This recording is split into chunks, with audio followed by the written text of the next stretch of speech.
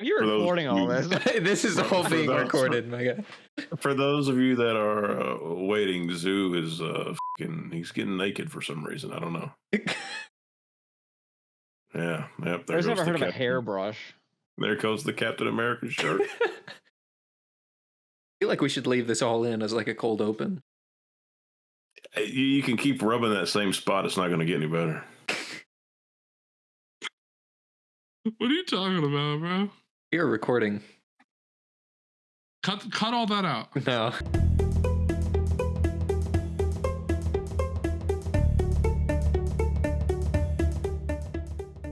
All right, what's up, everybody? We are the Ludonarrative Dissonance podcast, and we are back. We haven't done one of these in a while. I don't know how long it's been. Psycho, how long has it been? You upload this I think it's stuff? been about 4 months at this point.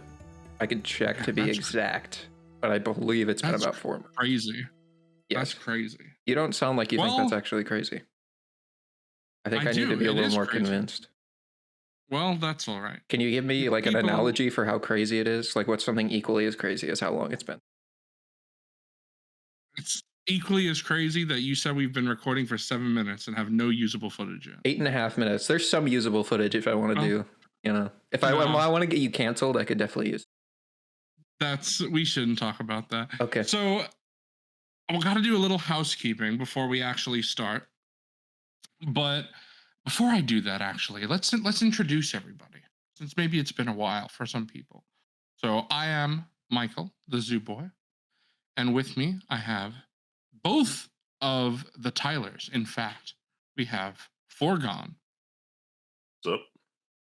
and we have the T Mac of swag. Hello, hello. I'm back. We are here.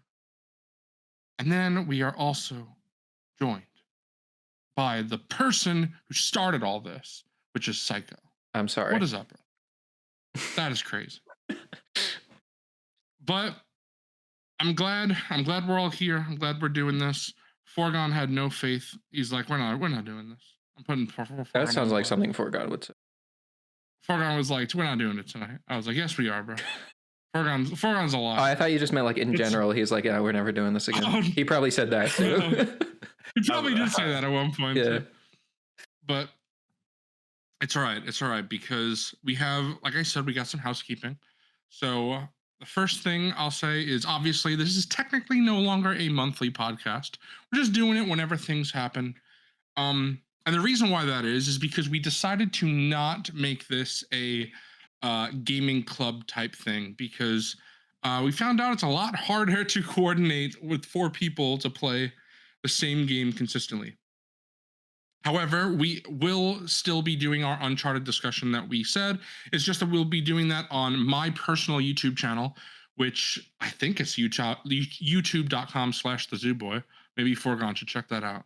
I'm not giving false We information. can definitely link I'm pretty that sure in the that's what it is. description. If I remember to do that, we'll see. Yeah, we'll do that. So we'll be doing that. I'm not sure when this podcast will go live, but relatively soonish after this comes out, or maybe it'll already be out by the time that this is released. It We'll is find out. the Zoo Boy 111. Well, it's actually not. It's actually 111, but good try. Can we kick this guy 111. off the show? Why is he still here?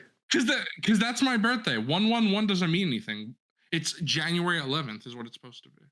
Right. The Zoo Boy 111. Okay. But anyway, that's the plan going forward. So when there's some big gaming news or just something we want to talk about, that's where we'll do it. It's very similar to, I'm sure people watching, some people listening anyway, know Hot Toys Cantina and other non-monthly podcasts. Who doesn't know I'm sure Hot a lot Toys of them- Cantina?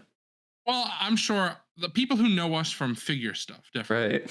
The mask. is If cool. they don't know us from figure stuff, well then thank you for watching and finding us and listening too. Oh, yeah. We get Most of pretty you decent probably listen- like views, all things considered. Like our last episode got like 55 views. Isn't a lot, but it's like we're just starting up. Like I feel like some people are I've probably had finding it. Pretty decent. I've Yeah. had multiple people ask me, they said, when are you recording a new episode? So we do have some viewership. Right It's now. pretty cool. We're recording one right Yeah, now to answer your We're question. literally recording right now. Yeah. That's awesome.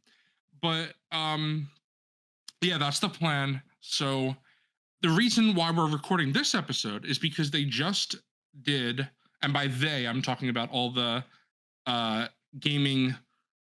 I don't know what the word is. All the gaming is gaming right all now. the gaming, the main, All the gaming. it's not the developers, but it's like the all what? the gaming companies or like publishers had their Sure. their fake E3 first week of June blowout. Right. Yeah. Yeah, So bring we back got- E3. I mean, they kind of did. It's just not. It's just kind of all spread out. That's like a bygone era at this point. Apparently E3 It's sucked. a little different. Like, but yeah. Well, I never went, but obviously, so I don't know. But have you watched, or were you too small? Well, too young, I should say. yeah, that was a strange way of wording that. No, I was familiar, like, well, because I was like super into Skylanders as a kid, and there was always like E3 Skylanders events going on. So I was like, oh, what? I didn't even really know what it was. I was just like, that's where the new Skylanders stuff gets shipped off. When you saw the new Spyro, you were like, damn, I wish it was Skylanders. I mean, no, because Skylanders kind of sucks. There's a reason it died. I love it, but there's a reason it's dead. Well, there were 4 conferences that we all watched, except Psycho, who only watched 3. But that's okay. But we had the PlayStation State of Play was first. Then we had Jeff Keighley's Summer Games Fest. Then we had Xbox's, I think it's called Xbox Showcase, right? That's all it's called. Yeah, I think so. And then Nintendo's Nintendo Direct. And Nintendo's was a little later, if I remember correctly. I think it was the following week after all these other ones. Tuesday, right? But the Tuesday after. I don't know. Yeah. But we have a lot to talk about. Some of you who know me and watch Figure Ball will probably have heard some of what we say, me and the Tylers at least, but we can go into more detail now. So this will be fun. This should be fun. But before we do that, we usually start each podcast episode talking about what we've been playing recently. And I actually have been playing a lot, so I got a lot of stuff. But I think, you know what? I'm feeling Forgon. Let's start with you, Forgon. What have you been playing recently? Let's see. Been playing Forza Horizon 6. Pretty much beat that. I'm on the last wristband level, so I'm grinding. How do you beat a racing game? I don't even know. It has the story showcase is like this until you get to legend status. So you have to get all the wristbands. So I'm on the last wristband. I'm trying to grind out like the last 1,000 XP to do that. And then beat God of War 2018. Had never played that, even though I was a huge God of War fan. I just never had a PS4, so I never played it. Played and beat that. Now I'm playing Ragnarok. 20 hours into that. Love it. You're deep. Yeah, I'm in the thick of it. So, and then I got some things I'm moving on to after that, but that's what I'm playing. I keep thinking I need to go back to God of War 2018 because I loved it, but I never finished it. But I think about it all the time, like, oh, I should jump back into that game. But it's kind of hard to like jump back into the middle of a game for me, so I have to like be really in the mood for it. I know, I feel the same. But I'm feeling problem with I feel like combat-based games like that. Yeah, you fall out of like the groove of like the everything you can do. Oh, that's my problem. Go ahead, for. I was going to say one last game that I played and beat. Let me stall here and pull it up on my Xbox account. It's a Soulsborne. It's a Souls-like game. Your favorite genre. Yeah. Who could have ever guessed that? Oh fuck! What was it? It's like Wu Chan Fallen Feathers or something like that. I watched the demo video on that. Yeah. The way you said it seems racist, but it's like the name of it. I think that's what it's called. It's Wu Chang as well in the vicinity, like in the realm of Forza. I played and beat that too. Nice. I know where there's a lot of those typing games we'll be talking about today. All foregone games. T-Mac, I think T-Mac and I were watching something. I don't remember what it was. I think it's probably Wu Long, like the new Wu Long game. I think. Whenever they show those Chinese Souls-like games, I'm like, oh, this is foregone shit.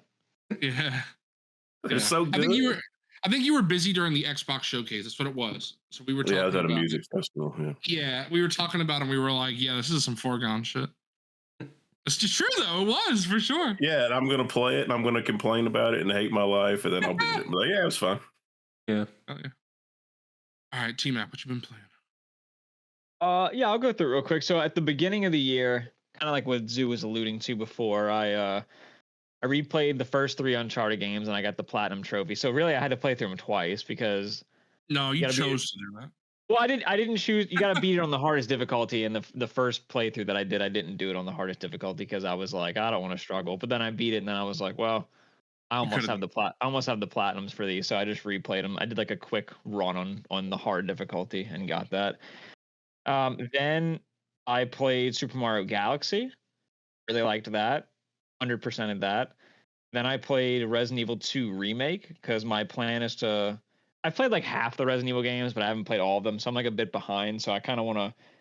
I don't know. I was just in the mood, so I played through 2 Remake. At some point soon, I want to play through 3 Remake and 4. I mean, they're not crazy long games, so they're pretty easy to go through, and they're fun. Oh yeah, Resident Evil 4 is in the background of Psycho's shot.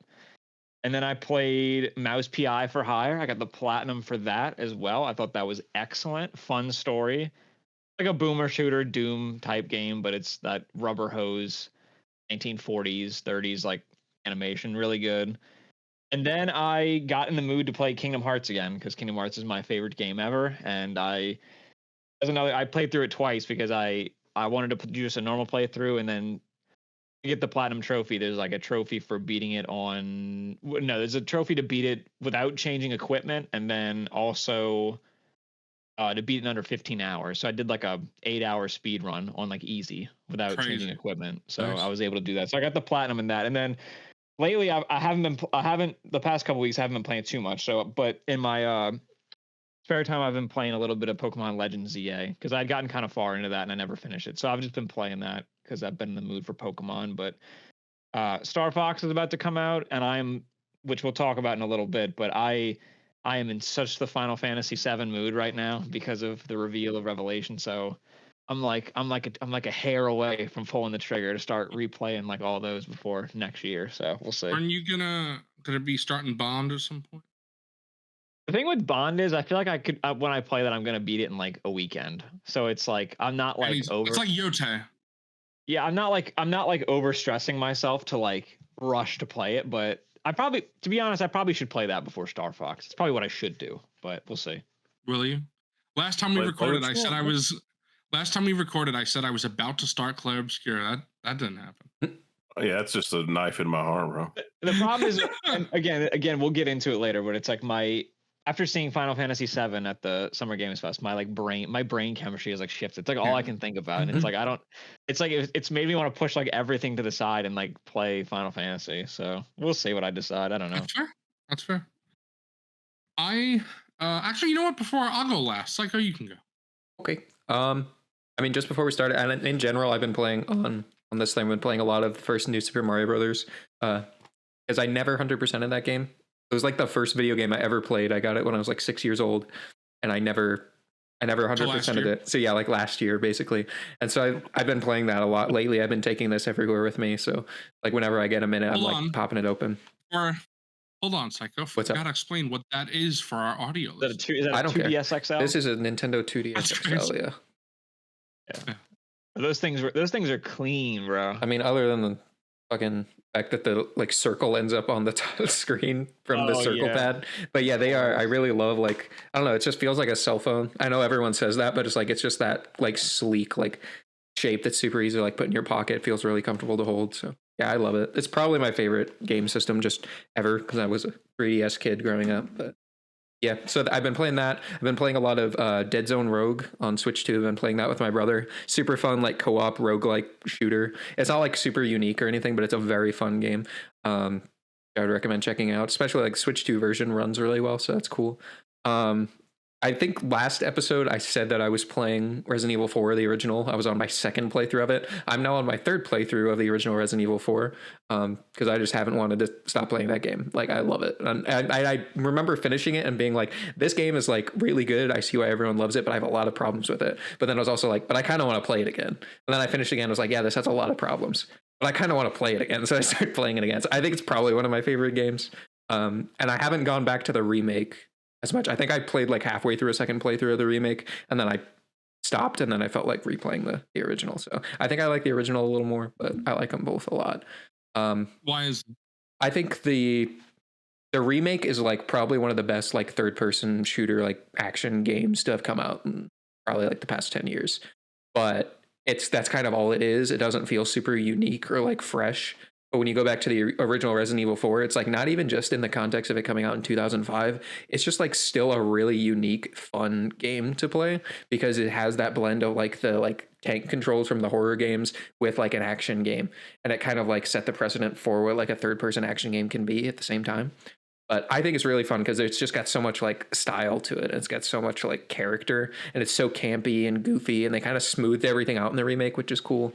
But there's just a charm to the original that just keeps me coming back to it.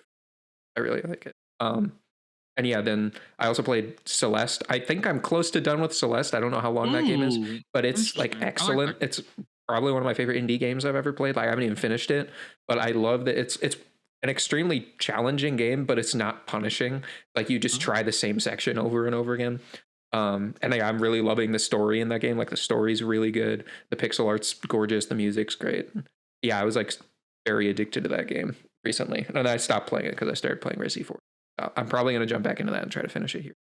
Yeah, Celeste is awesome. I've had that on my Switch for like forever. And I finally got around to playing it. I was like, check this out. Yeah, I never finished Celeste myself, but I did play it, and I had a lot of fun with it. Yeah, it's really fun. Like you said, very hard, for sure. T-Mac would play, and he'd probably say it's easy as hell. Yeah, I mean, you're the one who couldn't finish Astrobot too, so like. No, that's a lie. I did finish Astrobot. You can't beat those bonus levels. I just couldn't beat the bonus levels. Yeah, I beat that game. Heard it here. No. I saw the credits. That counts. If you see the credits, you beat the game. I don't know, man. If you leave before the post-credit scene in the movie, did you watch the movie? Yeah.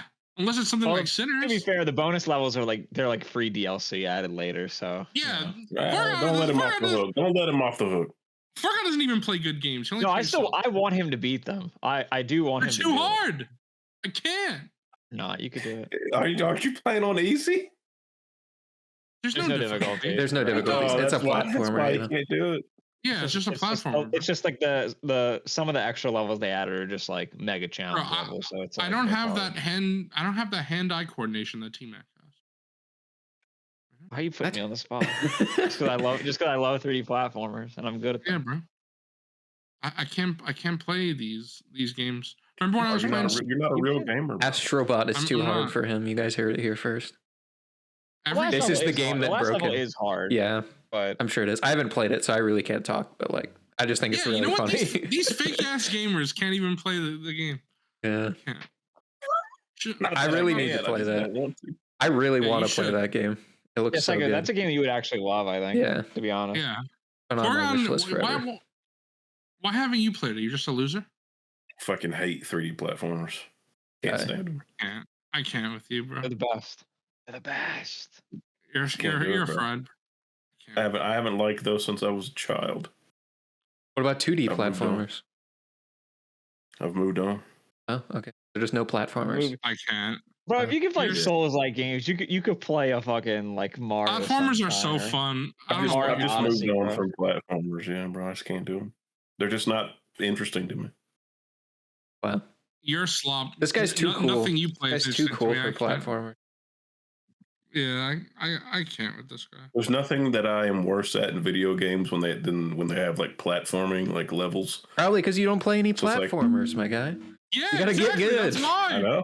Bro, play Mario Odyssey. Mario Odyssey is so good. That'll change your brain chemistry. If you don't play Astrobot, I'm gonna exile you. I guess I'm exiled, bro. Be exiled, bro. DK Bonanza, you might like though. I'm gonna interrupt you. I'm sorry.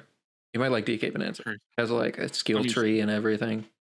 Not too much platforming. I mean, I do love Donkey Kong. Yeah, you would love the Kong. You would love that boy. Yeah, I do, bro. He's violent. Very violent. See this. That's what I need, bro. He needs extra violence. That's why he likes all those other games. He needs the violence. I need violence. You're a sick, twisted little man. You know. You have my pity. That is not what Buzz Lightyear said. I know. No, I was gonna say that's supposed to be the Toy Story quote. No, it's my own forgonified version. That's what it is. Forgonified. Yeah. Why does that sound like it could be a real word? Toy Story 4 in today. Slopper. What'd you get in? Toy Story 4. The movie? Why would you do that? Blu-ray? Oh shit! Psycho's in a. Yeah, we're not gonna get into that here. I might even rewatch that movie. I've been thinking about it because 5 is coming out. I'm like, maybe I should give it another shot. Tomorrow. And I bought tickets for 5 today. Yeah. So who's the real faker? You're still a faker. No, I'll be watching those the next 2 days. I'll be rewatching 4 and watching 5 on Thursday. So nice. What games have you been playing? I've been playing Slop that Forgon doesn't like, so that's how you know it's good. Okay. So what I've been playing is let's see, Fortnite. No, GTA. Stop your Slop. You know, we could talk about Fortnite. Let's not talk about Fortnite. Let's skip. Well, not regular Fortnite, but Star Wars Droid. We know you've been doing your dailies. We get it. No. I'm not talking about that. I'm talking about Star Wars Droid Tycoon. I've been doing that. I'm on the final rebirth, and then I'm going to start a rebirth. That's a lot of fun. You can actually go watch Figure Ball. There's a gaming episode we did, and you can look at me play that. Coffee. Some other people. I didn't know you guys did that. Yeah, wasn't that a members only stream though? That might be why I didn't know. It is. Yeah, no, it is a member. You can't talk about it. Well, if you're a Figure Ball member, you can watch it. But yeah, why wouldn't you be able to talk about it? It's advertising. That's true. Go join the Figure Ball membership. We can't talk about the membership. That's the first rule of the membership. T-Mac and Forgon are members. Look at that. Yeah, I'm just a broke ass bitch. I can't afford $1 a month anymore. I'll give you $1 a month. I don't know why I'm a member, to be fair. That's crazy. You're just throwing money at these guys for no reason. It's almost like you like them or something. Dude's a dick. I'm feeding into his. I gotta buy the 45th version of Dick. I gotta buy so much Dick. I gotta buy these Simpsons figures, man. What do you have against Simpsons? I don't know. I just haven't watched it. Me either. Yeah, I know. What else, bro? Talk about what you've been playing. Okay, Stop being a slobber. All right, what I've been playing, like I said, Droid Tycoon, a lot of fun. I also played and beat. I can't say platinum because it wasn't on PlayStation, but I mean, I use that. I use platinum as a verb because T-Mac does it. So whatever. I platinumed it on Xbox, but I played Mixtape, which is a lot of fun. It was awesome. Highly recommend people play that. It was awesome. I don't know why you guys haven't played it because you're sloppers, I guess. Never heard of it till you told me the other day. That was not. That's kind of crazy that you haven't heard. This game was it blew up when it came out because it got like a 10 out of 10 on IGN or whatever. Yeah. And then people played it and it's literally just like a playable cutscene, which isn't bad. It's just I don't know about 10 out of 10. I mean, I'm sure I'd like it if it's a good cutscene. I'm down. But it is. It's a great cutscene. Yeah, it's just a story based, Yeah. Yeah. I've been wanting to play. It's like 3 hours long. People just really liked the story, but of course it became a controversy because everyone was like, "It's not a game." Right. But then 10 years ago when Telltale Walking Dead got a 10, people didn't give a fuck. So it's like, I feel like from what I hear, there's a little more interactivity in the Telltale games compared to Mixtape, but sure, but Mixtape is there's still gameplay. Yeah. Not like it's I remember when this was announced. Now that I'm looking at it. Yeah, it's a lot of fun. I enjoyed it a lot. I would recommend it. I was gonna play The Artful Escape, the developer's previous game, but unfortunately, that is no longer on Game Pass. And my friend said, "Wait for a sale to buy because it's so short." I don't know if I will because I might just want to buy it full price just to play, but we'll see. We'll see. If I want to play still when there's nothing out that I'm currently playing, I might grab. But for now, I just completed 007 First Light, and I loved that. So much fun. It's probably my current game of the year. Obviously, there's so many great games to come, but right now it's my game of the year. Um, it's made by IO Interactive, which is the same developer of Hitman, and Hitman is my most played single player game of all time. Hitman World of Assassination. I don't know if I don't think I've ever talked about that on here before, but I found that out recently. Because all the other games are my most played games. They're all multiplayer. GTA Online, Minecraft, Halo 3, Fortnite. So Hitman World of Assassination. And to be fair, Hitman World of Assassination is also 3 games technically in one.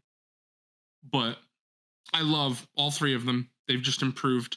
So I knew I would like 007 First Light. And the funny thing is, I don't know if I talked about this. I think this might have been before. I think our last episode was before I started doing this. But I did wind up watching the entire James Bond franchise. Coincidentally, I just did that because it was on Netflix. They were added and they were already removed. Because we did this podcast 4 months ago, and I think it was only 3 months that they were on Netflix, so it was very quick. But I watched the entire Bond franchise. Didn't plan to do it, just did it, and then the game came out. I'm so glad I did because there are a lot of references. Not necessary. Like you don't need to watch them. Because nothing really important part of the story. Just little fun things, mostly ambient dialogue. Which I always like. I mean, Naughty Dog games are very good about that kind of dialogue. A lot of Sony games are, but obviously 007 is not a Sony game, just saying. But that was a lot of fun as like a fan of James Bond and now a fan of the whole franchise because I've watched everything. But I can't wait to see how they update it. We'll talk about it later because they announced something at Summer Games Fest, but I anticipate they will continuously support the game for years as they did with Hitman. So I can't wait to see what else they do. I've been having a lot of fun with that still, even after I beat the game, because there's challenge mode, stuff like that. Then the last thing I've been playing is Lego Batman Legacy of the Dark Knight, and I loved that. That game was so much fun. Something that I really like, for people who don't know, it's essentially all of the Batman movies in one story. They like weave it all together so it's one continuous story. If anyone, I'm pretty sure you all have, right? You've all played Arkham Asylum? Yeah. Yep. So Yep. Arkham Asylum, for people who don't know, there's so many villains. Same thing with Arkham City, really, and Arkham Knight, but there's so many villains. So this is kind of like an Arkham style game. Even the combat is very Arkham inspired, where they take villains from everything, but the villains specifically are from the movies. But what I like about it specifically is, like, if you take Penguin, it's Danny DeVito Penguin mixed with Colin Farrell Penguin, and he has lines from both. He does things that both do. Same thing. You have Bane, who's like big, like huge Robert Swenson from was that Batman and Robin or Batman Forever? I forget. I think it was Batman and Robin. But Batman and Robin. Yeah, so Bane's from that, but he also has the Tom Hardy mask, and he says lines from Tom Hardy. Since pretty sure Robert Swenson Bane doesn't talk, does he? It's been a while since I saw that movie. I don't think he says anything.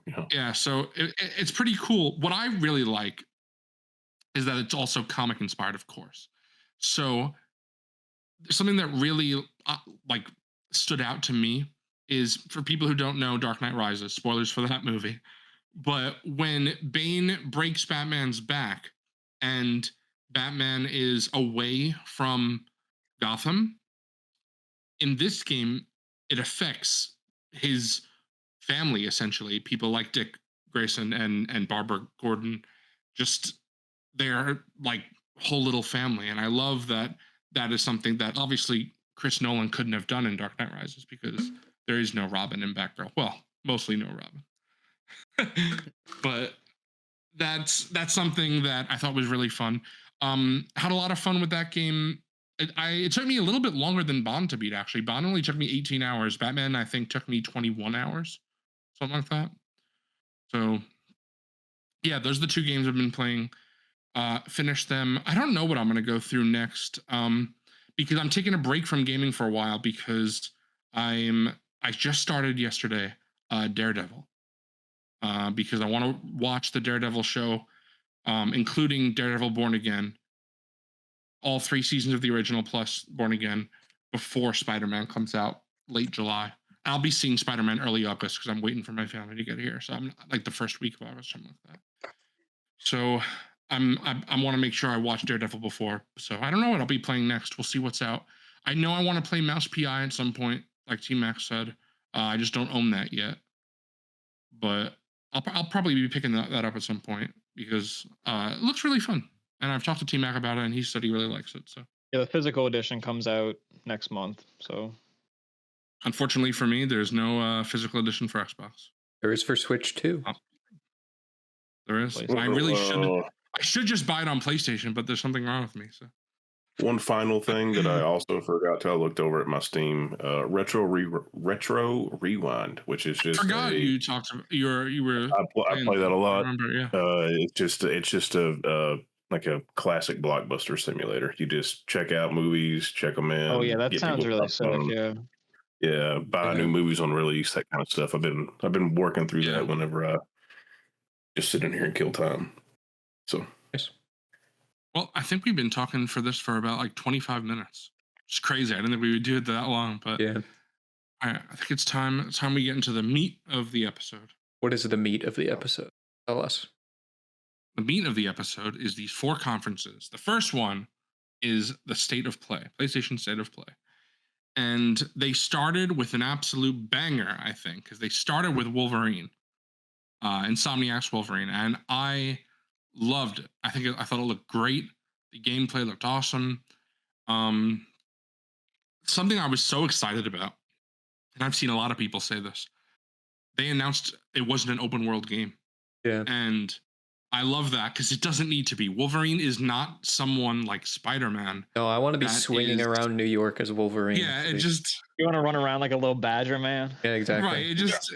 It doesn't make sense. I saw, it's not much. Most people, I think, are happy about this. But I did see an individual few comments here or there where someone said, or a few people said... Say names. Oh, that... Call them out right now. Who said this? They're like, oh, that killed the hype for me. And I'm like, really? Like, I don't need everything to be... Like, I love open world games, but like, Wolverine, like, that doesn't need to be open. No, I don't know. I love the idea of it being linear. Yeah, big, like, blockbusters. To be honest, when you watch the trailer, there's like a bit of like Uncharted in it, where it's like scripted kind of crazy events, but it's like obviously revolving around like the fun combat that you're going to be doing. I think it looks dope. I want to see a cool story, a Wolverine story. So yeah, absolutely. I'm just confused as to what people would want to do, like running around open world as Wolverine. Like, you traverse buildings. So what are you?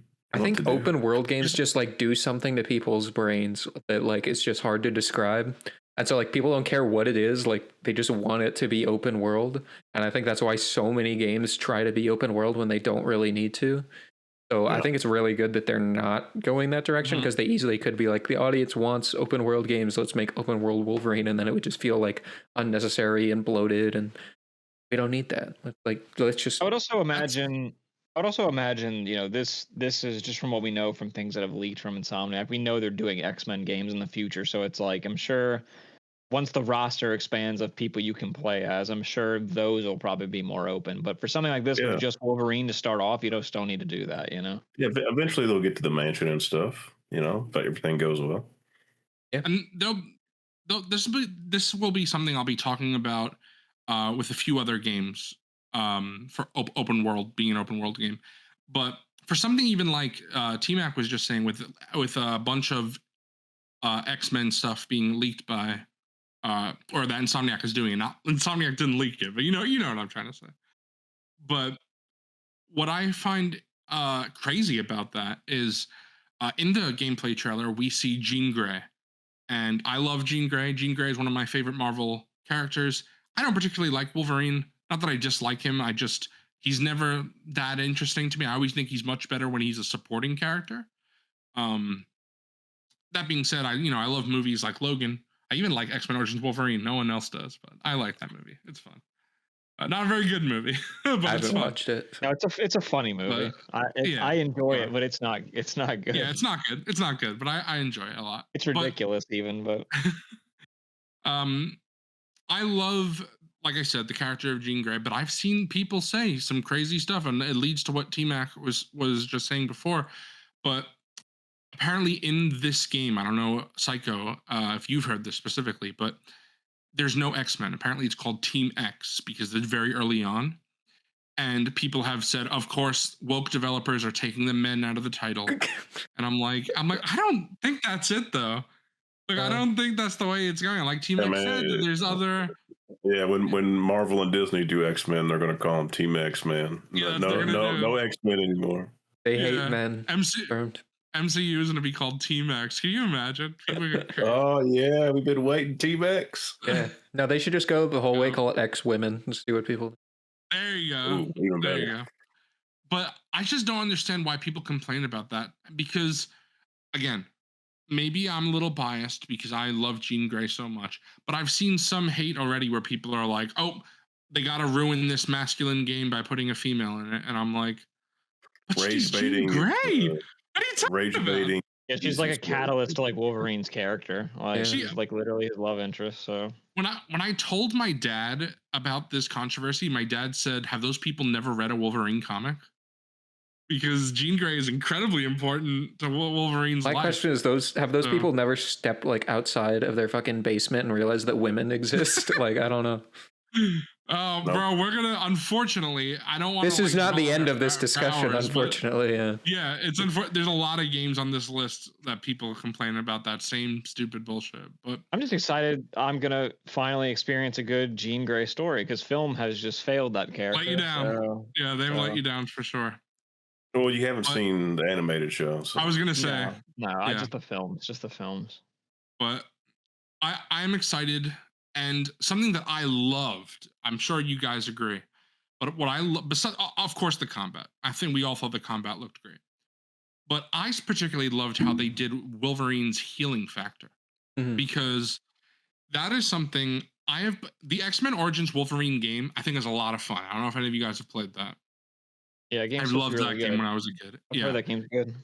The healing factor for that game is just like your health bar, essentially. It's not a bar, but your health regenerates. That's it. Which is fine. That's what I expected for this. But this, you actually see the healing, which is crazy. Like, there's a part in the trailer where he gets shot with a shotgun, and you see his like exposed bone and muscle. It's crazy. But how does he heal the clothes? Yeah, bro. It's woke. That's why. They should have just had naked Wolverine the whole time. Naked Reen. Yeah, I think it looks great. And, nude Wolverine. I was worried that they were just going to have you like run around, pick up like health. Well, I thought that would have been fucking stupid, to be honest with you. Yeah. I'm glad they didn't do that. Yeah. And it looks great. The animation looks sick. Every time he did it in that video, it looks sick. Yeah. And people shouldn't, because Insomniac is an amazing developer, and of course they know the difference between Spider-Man and goddamn Wolverine. But before the gameplay was revealed, I saw people say, "Oh, Insomniac's going to sanitize Wolverine. They won't make it bloody. It's going to be like Spider-Man combat." And you see in the trailer, it's just not Spider-Man combat.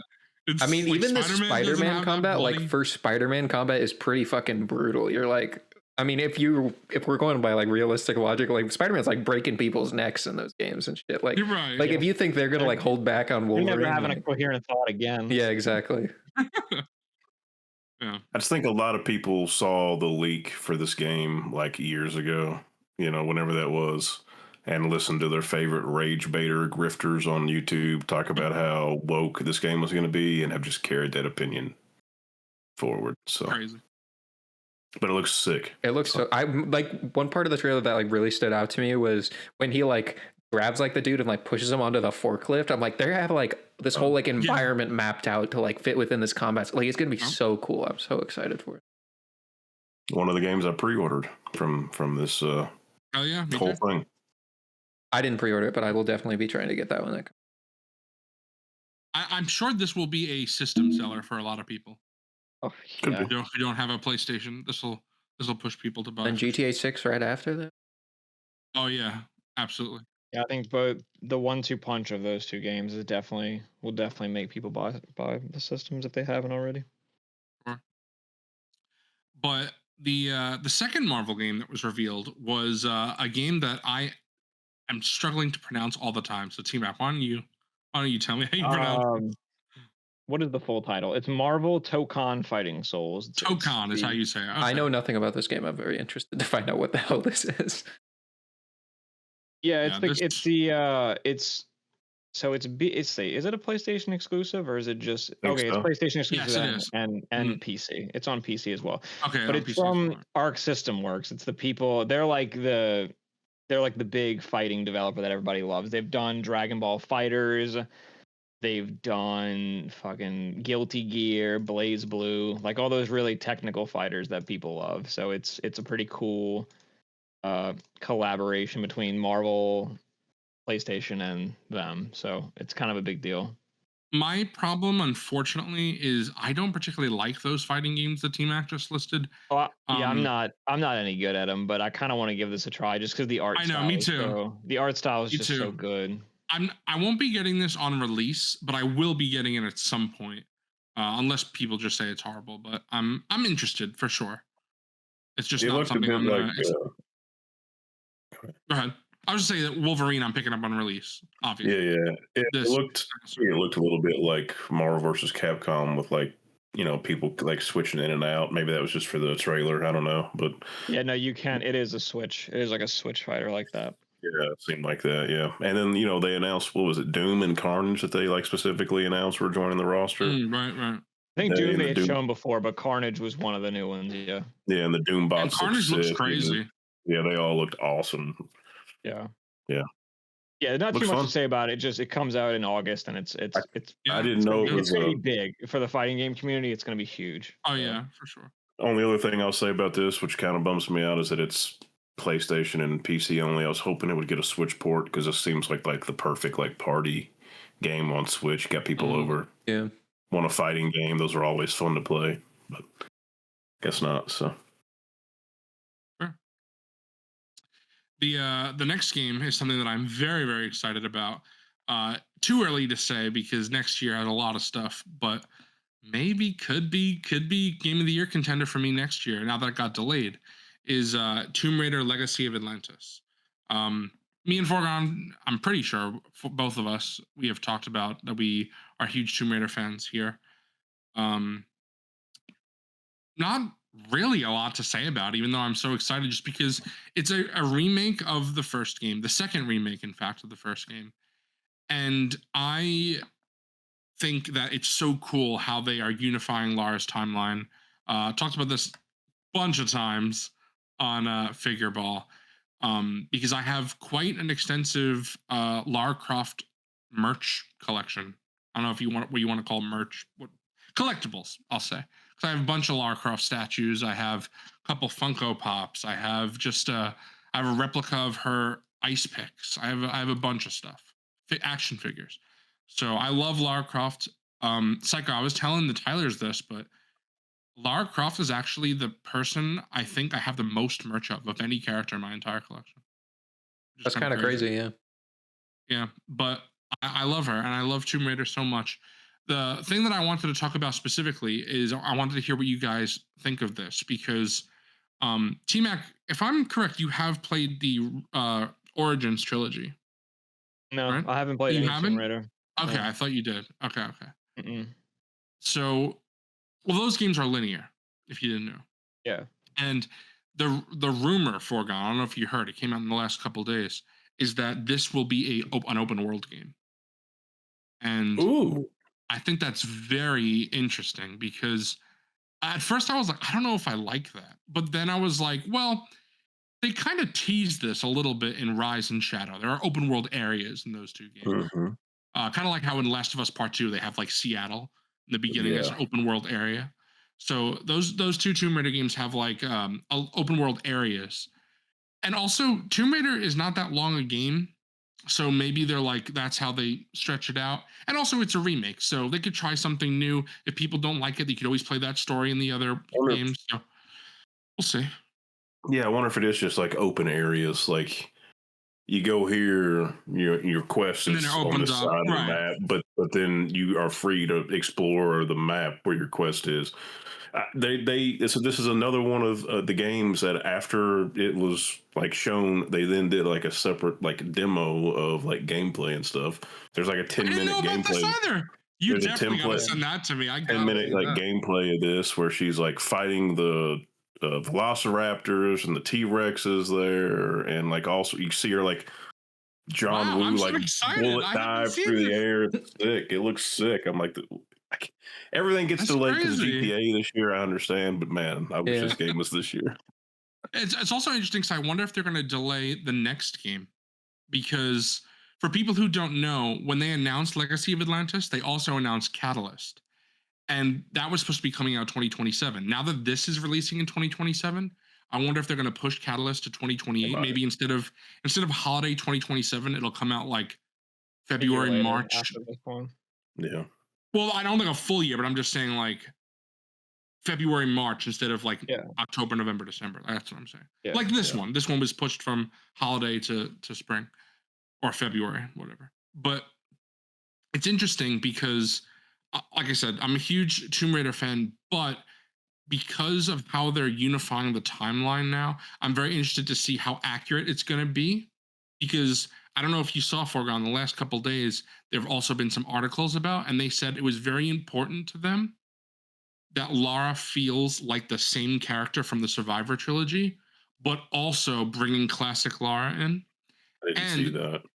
They said that the funny thing is, which I think is pretty cool because I enjoyed those games, that they think that fans will think that she's most like the Legends era Lara. So that trilogy. Okay. And that's pretty cool. But yeah, I mean, I like all eras of Lara. I played all of them, so they're all good. I like them all. I'm really, really excited. There was also a collector's edition announced, which I pre-ordered because I'm a sucker. When you say feels like Survivor, it's probably like gameplay wise. She's probably like. Well, no, I was saying Legends is what they said feels like. But yeah, they're talking about personality. They said. Yeah. Okay. Yeah. Well, she has the necklace from the Survivor trilogy again, and her hairstyle is classic, but she still has like her little, I don't know what you call it, wisps of hair. So they said they wanted, they want it to. Some people are like, oh, it's a reboot, and they're saying it's not. Like, it's very important that it's not a reboot, that it feels like the same character. So, and they even they did recently something like, for people who don't know, something like Star Wars, Clone Wars, Knights of, or not Knights of the Republic anymore, but Jedi Fallen Order, The Mandalorian and Grogu. All these things are linked in the same universe. There's no adaptations in Star Wars. Tomb Raider, they now are doing that as well. The Sophie Turner Amazon series is this Lara, supposed to be the same Lara, as well as the Netflix animation that just came out a couple of years ago. That is this Lara, and they said that takes place in between the Survivor trilogy and this game, which is cool. I haven't watched that myself, but I will be watching that before this game comes out.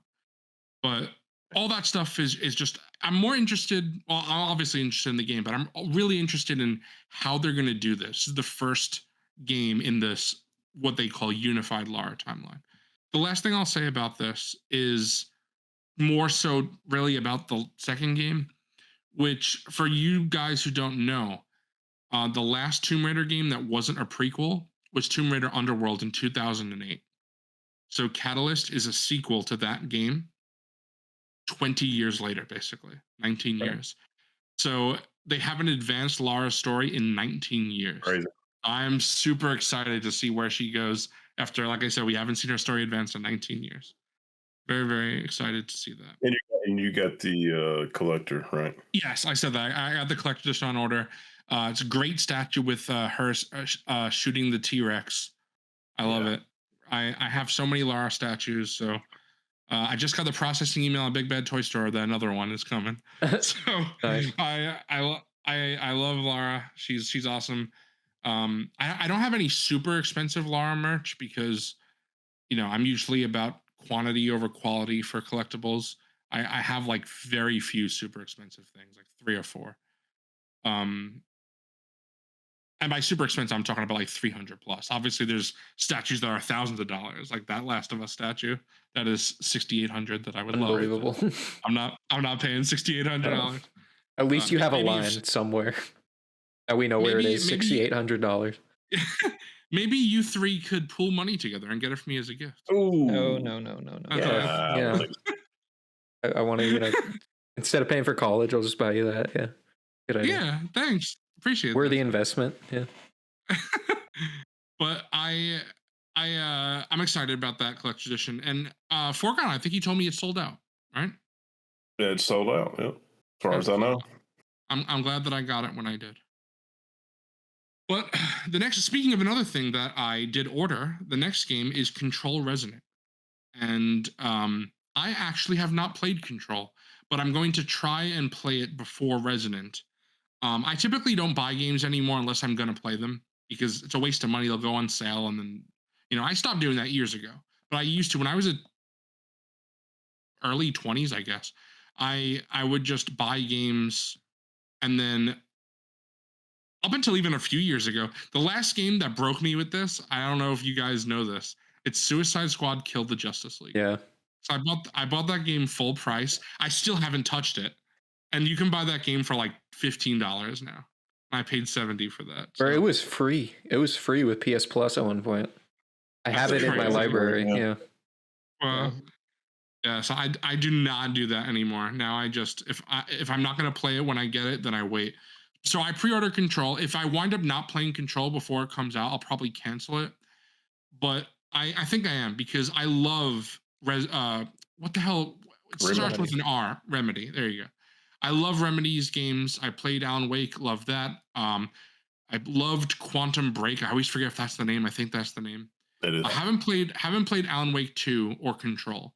I just fell off. I'd love to play those two. I don't own Alan Wake 2, but I do own Control. I forget, T-Mac, maybe something came out around the same time as Control that like divided my time, and I just never went back to it. Yeah, when was that? That was 2019 or 18? I think it was 19, yeah. I don't remember. I do remember that being a busy time though, because I remember when Control came out, I really wanted to play it. I was in a summer boat where I didn't play it for some reason. I don't remember. Do you own it? PlayStation gave it out for free 1 month, so I have it digitally. Okay. I don't have it physically, but they're reprinting the PS5 version of Control, and it's like $30, so it's a pretty good price for a reprint. Yeah. I have it wasn't a steelbook. I think it's a future pack. Foregone showed me a future pack he got recently. I was like, yeah, those are just worse than steelbooks. I never even heard of that. Yeah, it's just like it's the same concept of because steelbook is like a proper noun. It's not like it's like a company. Right? Yeah, it is. Other steel cases are not called steelbooks. So, do you have it near you? The one you got? I can get it. Yeah, it's pretty shitty. Yeah, it's unfortunate because Remedy is one of those studios that whenever I see their games, be it Control, Alan Wake, I'm like I would really like these games, but I just never really knew about them until like the last like 6 years or so. So I just have not played them, but I really would like to. Yeah, for our audio listeners, this is so shitty. Like this is. It looks on camera. It looks like a steelbook. Yeah, I mean it feels that way, but it's like even thinner. Can you bend it backwards? Because some feature packs you could do that. You can't do that with steelbooks, really. Like if you open it, can you bend it the other way? Oh, bro's gonna try to fucking bend it in. Okay, no. You're gonna break it. I mean, don't break it. It was only $10. Like if I break it, I break it. It's pretty shit. No, don't break plastic thing that can come out of. Yeah, it's not great. It's not great. Hey, can you hear this? You're saying that's what Control Resonance is? It's like that? No. I'm saying the original Control. Oh, the one for Control. Okay. Yeah. Yeah, this is shitty. I wish I didn't buy that. Yeah. What's weird is I'm pretty sure the Control Resonance is an actual steelbook, which is cool. I like that. I pre-ordered that because I want to get the steelbook edition. And like I said, I'm pretty sure I love that. That's a great one. Oh, that looks sick. Yeah, that's nice. Yeah. But we'll see. We'll see if I play the first Control before then. I likely will, like I said. But yeah, I'm excited. As far as I know, from what I heard, the playable character of this game is the sister of the protagonist of the first game. Or sorry, the brother. The brother of yeah. Yeah, I love Remedy. And when I say I love Remedy, I mean I love Alan Wake. Played that way back on the original Xbox 360. That and American Nightmare. Incredible game. DLC was even crazier, especially when you get to like the lodge with like the fucking old god band or whatever. I can't remember the name of them now, but it's fucking insane. Never played Alan Wake 2 because I didn't get it at the time. And Control, I didn't play either, even though I want to. So I'm 2 games behind. So about Quantum Break, bro. I tried to play that and I just couldn't do it. I could not. Oh no, you got to go back, bro. It's awesome. It's a great game. I might. Littlefinger's in it, bro. I know. There's a lot. There's like a lot of big actors in that. My goal is after Ragnarok, I'm going to Death Stranding 2, and then after that, I'm going to Alan Wake 2 and Control. That's my plan. So hell yeah. So do you think you'll get Control Resonance when it comes out? Comes out. This is a September boy, right? Mm-hmm. Yep. If I can get through Alan Wake 2 and Control by September, I definitely will. I just don't know if I'll play it because first thing I'm playing in September is Wolverine. Like I'm not. Yeah. Oh yeah, for sure. I'm not playing anything besides Wolverine in September's. Well, speaking of games that have a good cast, I don't know about that. Until Dawn is having a sequel, and I love the first Until Dawn. Until Dawn, Hayden Panettiere is the protagonist, and a pretty important character in the game is Rami Malek before he was like a famous actor. It's crazy. Yeah. The movie cast is less impressive than that, which is crazy. But and also the Until Dawn movie got horrible reviews and is nothing like the game at all. I enjoyed it for what it was, as long as you don't literally has nothing to do with the game. Like anything. They could have called it anything, not even similar characters, nothing. But I enjoyed the movie for what it was. Not a great movie, but I enjoyed it. But Until Dawn is getting a sequel, and I love this because I love this type of game of this choice-based, like a linear adventure. Did you ever play The Quarry? I did not, but I did play a lot of the. I gotta put T-Mac on blast now for not being here because he knows. T-Mac knows I don't know what those games are called. I'll have to ask him when he gets back. Describe them. But I know. They're just in that same. I think they're made by the same developer of Until Dawn 1, Supermassive. Okay. Yeah, I don't know what they're called. I'm not super familiar with the games. I've watched a little bit. I find it interesting that Until Dawn is so popular because every time I've tried to like watch it and see like, oh, kind of what the fuss is about, like watch a Let's Play or something, I'm like, God, this dialogue is so bad. But like it must be really fun, like the way the story connects and stuff. Until Dawn's 2 trailer, the dialogue looked not good either. But I feel like that's also kind of part of it, and like when The Quarry came out, like people were like memeing on that for like how awkward the dialogue felt. But at the same time, it's kind of entertaining, So I don't know. It would almost be kind of like disappointing if a new one came out and wasn't like that. I don't know. I'm surprised anybody played it because the first one looked pretty terrible, like way back when it got announced. So no, you think it looked bad way back then? Yeah, I think it looked bad when it like first got announced. Like I was like, this is not a game I will ever play. And I'm shocked that people still like when they made the movie. When they made the movie, I was like, this has a large enough fan base for them to do a movie. Yeah, people love Until Dawn.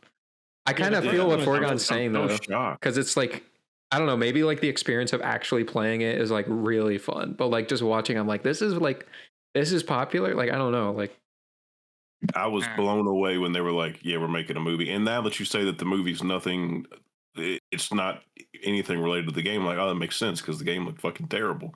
You're terrible. You're terrible. No, the first one. I'm not saying it is. I'm just saying it's what it looked bad.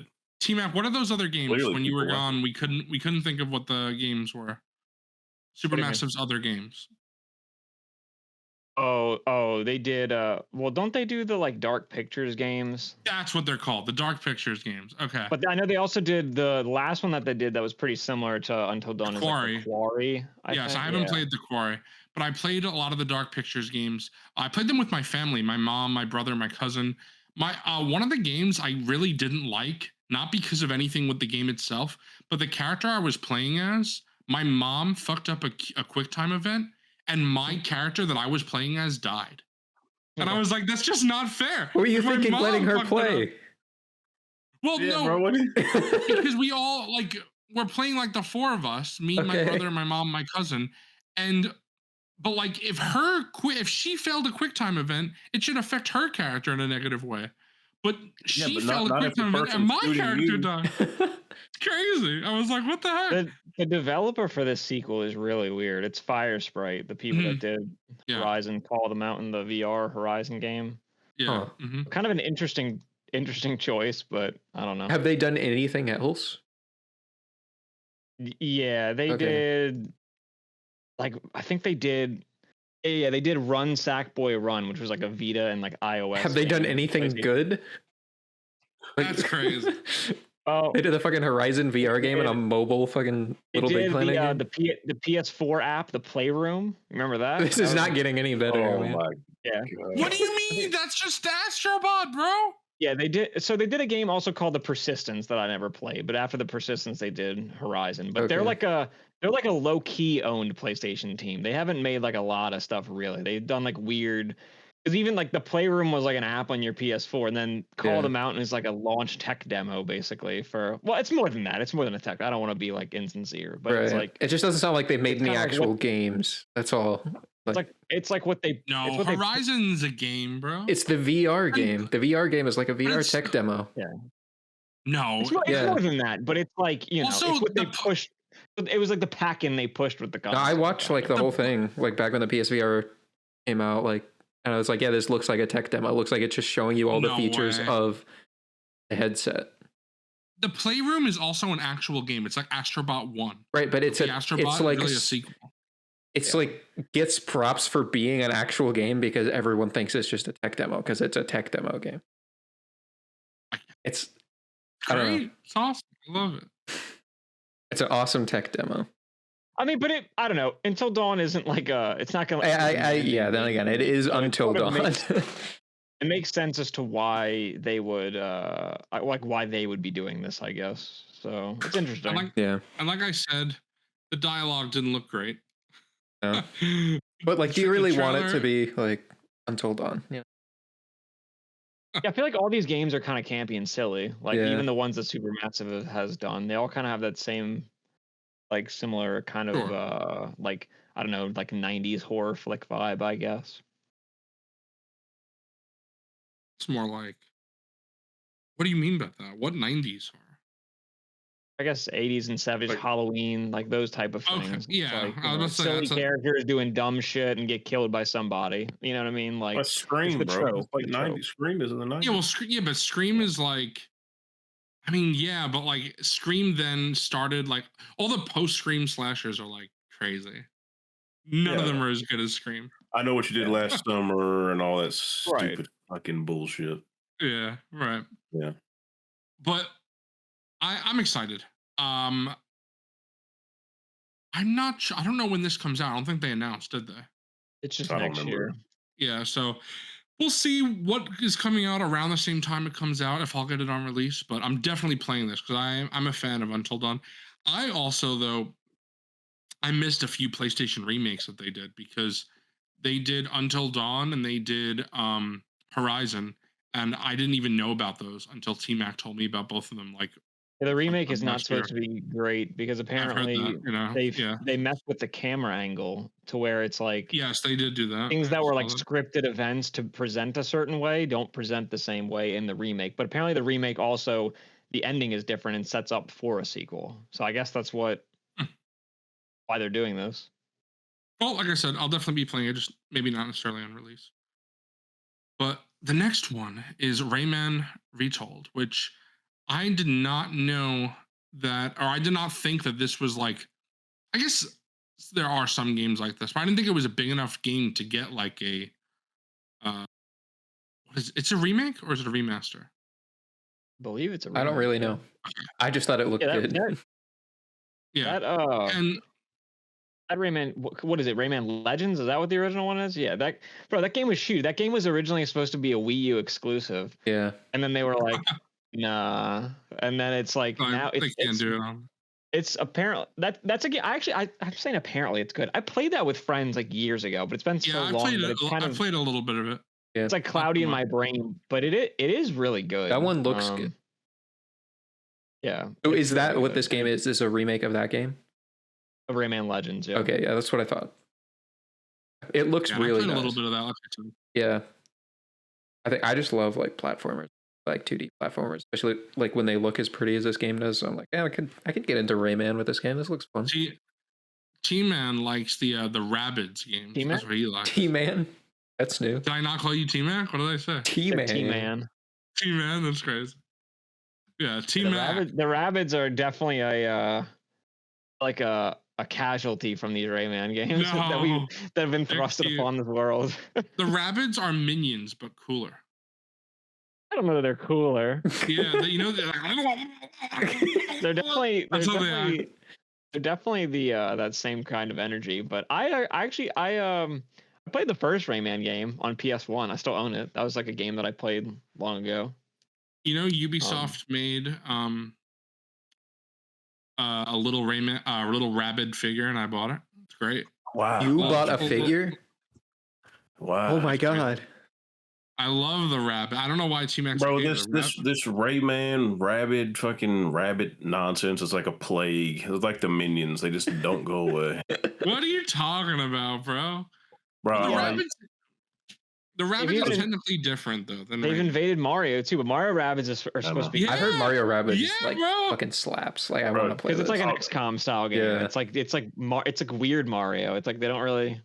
Right. It's like I'll do like a quick story, then we can move on. When I used to work at this used video game store, the amount of fucking Rayman and Rabbids games that were just on our shelf that nobody was buying. It was that and fucking Skylanders. And it's hilarious that Psycho mentioned Skylanders to start this fucking thing. That shit would never go. No one will buy. That's the thing, is no one's gonna buy it on its own. Like no one's looking for a Skylanders disc. Like you get the starter pack and that's it. Like you don't need just. There was like 45 Skylanders games. Yeah, no one's gonna buy that. Xbox 360. It's the life, bro. It was hot in the mid 2010s. Yeah, nonsense.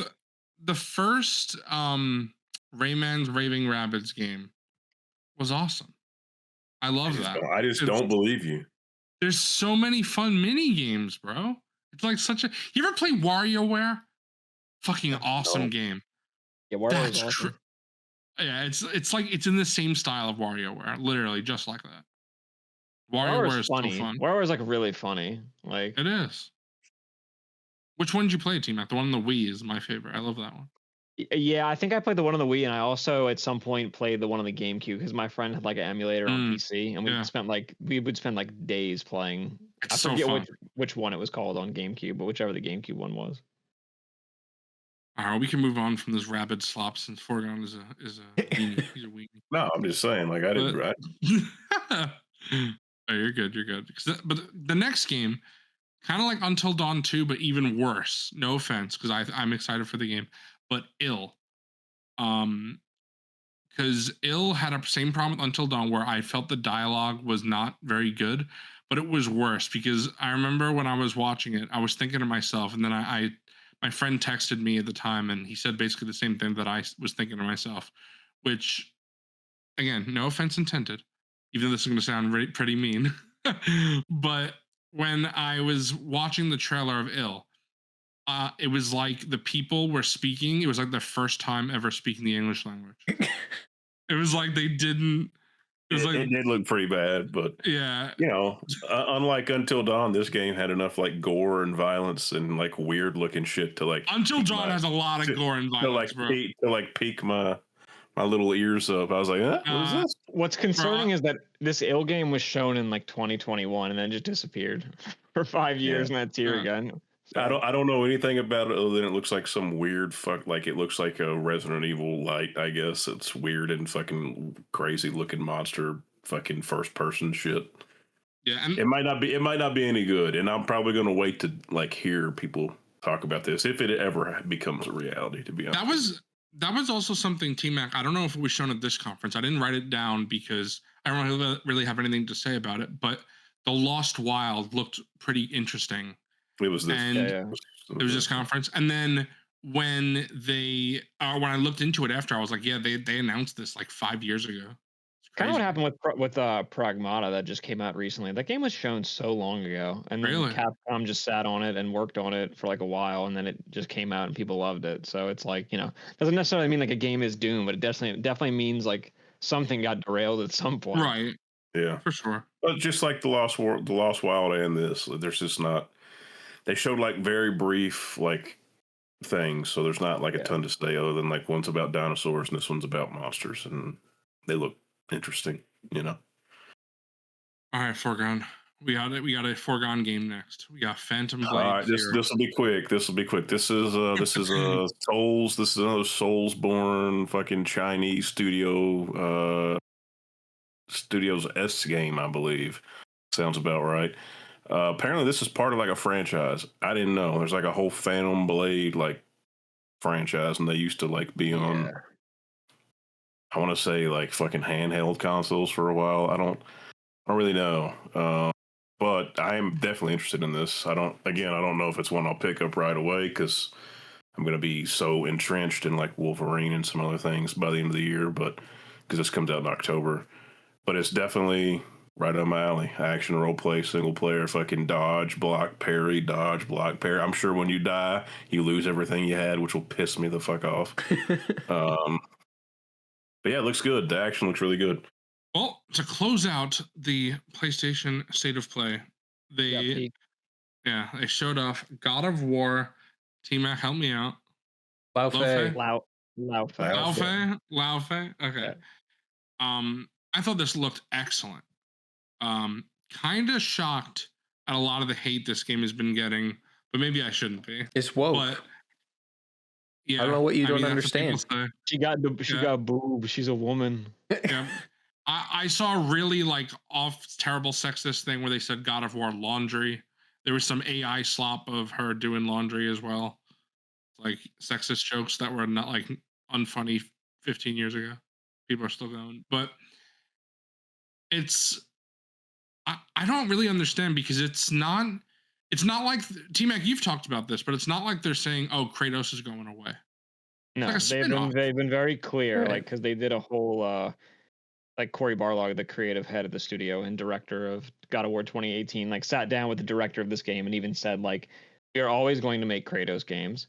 It's just a matter of we're just doing something a little bit different, and this game is the next story in what we have been doing since 2018, and then with Ragnarok. So, and she's not a new character. She's in Ragnarok in flashbacks with Kratos, and all throughout 2018, like you hear stories about her, like from Mimir and how she like fought Thor and stuff like that. Like this is a character that's been around for almost a decade of like things that we know about her. It's just now the game is focusing on her, like after she dies and where she goes and why she's there and stuff that ensue. And it implies so much cool stuff because she's in some land of the dead with other dead gods. So it's like, is she going to see Zeus like from the original trilogy? Is she going to see Odin? Like it implies a lot of really cool shit, I think. So I thought that was such an interesting way when we see gods of other pantheons. That was cool. I think we see Set, was it? I think. Yeah. I think one was Egyptian and then the other was Mongolian, the two that they kind of focus on. So that's so cool. I love that. And I think that just like the little bit we see of Kratos, that was like, what is that? I know some people have theorized that it's like when Kratos, the opening of God of War Ragnarok, or whatever, when Kratos is killed by Thor. And then Thor's like, no, you're not. No, you're not. That's probably exactly what it is. That shit is amazing. That'd be so cool. Yeah, I didn't watch them. I didn't watch this reveal because I didn't want to spoil anything for Ragnarok. I didn't know if it would, and probably would have spoiled like that open of Ragnarok. I guess is probably what. Outside of that, yeah, can't wait for this. I didn't watch anything about it, but I know it'll be great. I think you gotta watch now, bro. I think when I beat Ragnarok, I'll watch it. I haven't played Ragnarok yet. I have not. It's better than 2018. I really want to play. I need to get back to 2018. I think ever since that trailer dropped for the new one, for Lao Fei. I was like, oh my god, like I still haven't finished that. I need to get back to it. 2018 is just so special that it's hard to like. Ragnarok is amazing, but it's so hard to like. With the content, like just playing, like 2018 was just so special when it came out. Like I don't know, there's no other way to put it. It was just so good. There's a good reinvention of like the character and the franchise, while also not throwing away the stuff that came before. And then Ragnarok is just like a great kind of continuation that caps everything off. But I never played the DLC for Ragnarok. That's something that I do need to play. Yeah, it's like a free DLC little. It is free, yeah. And this looks awesome though. I mean, it's the air, like it looks like she has more of a, she can jump. Now people are making a big deal out of that because Kratos can't jump, but she can jump and double jump, and she has very floaty, more like aerial based combat, which is really cool. It looks like I love how the combat looked. I just love the idea that they like started with 2018 about like being able to cross over into like other realms, you know, since he does, and they are aware of like other gods from his. So I love the idea like there's a place where like all the other gods are, you know, and they're all aware of each other. And this seems to be, from what I've heard, is what's happening. And anytime you put Egyptian gods in something, I'm there. I'm shoved up. I'm chuffed. I'm ready to go. I'm ready to run through a brick wall. It also seems like it's coming out sooner than people think, because like PlayStation literally this week made like their headline, like their banner on Twitter, like the cover of this game. So it's like, I don't know. I feel like we could see this next year. I think so. Early next year, you think, or late? Maybe. I guess it kind of depends where Intergalactic falls, but it's like if Intergalactic. I don't know. Is that game not dead, bro? I've heard a lot that they. It's not dead. It's just a matter of. I always assumed Intergalactic was gonna come out next summer, but maybe they do. Holiday, and then this one. Maybe God of War comes out in the summer, and Intergalactic comes out at the end of next year. I guess whichever one's closer to being ready, I guess, is probably. Yeah, what they'll do. I also think it's very interesting. I think it could be next year. I think that's what's happening. This is the game also that a lot of people thought that Cory Barlog was going to be the creative director again, but he's not, because he's leading the studio now, which is pretty interesting. I like that. Chief creative officer or whatever the hell that it's called. Like, I don't think it's like exactly studio head, but he's like head of creative. So it's like right. He's like the mind behind where the story's going, pretty much. This was like 20 minutes of gameplay, right? Yeah, it was a 20-minute chunk. Yeah. Yeah, be kind of crazy if that was like 28. And they that was like one thing people were criticizing though, because it's 20 minutes, but it is a lot of her like walking and talking. So it's very like, you know. Oh wow! Imagine complaining people talk. Also, like Jack Quaid is in this game. I mean, it's a PlayStation first party game, so you really can't be surprised there's a lot of walking and talking. Is right, but people are saying like it's disingenuous to say like 20 minutes of gameplay when it's really like just 20 minutes of the game with probably like 6 minutes of game. You know what I'm saying? Like it's fair, a lot of like story stuff. But to me, I'm like, I just disagree with that. Walking and talking is gameplay. Yeah, it's just boring as shit. It also doesn't matter because it's like, I don't know. I don't really want the developers to, number one, show everything, and also have to put months aside to have to even make this sizzle reel to begin with. So it's like, if this is what they came up with, like it's good enough for me. You don't need to show me everything. Like it's fine. Right. I agree.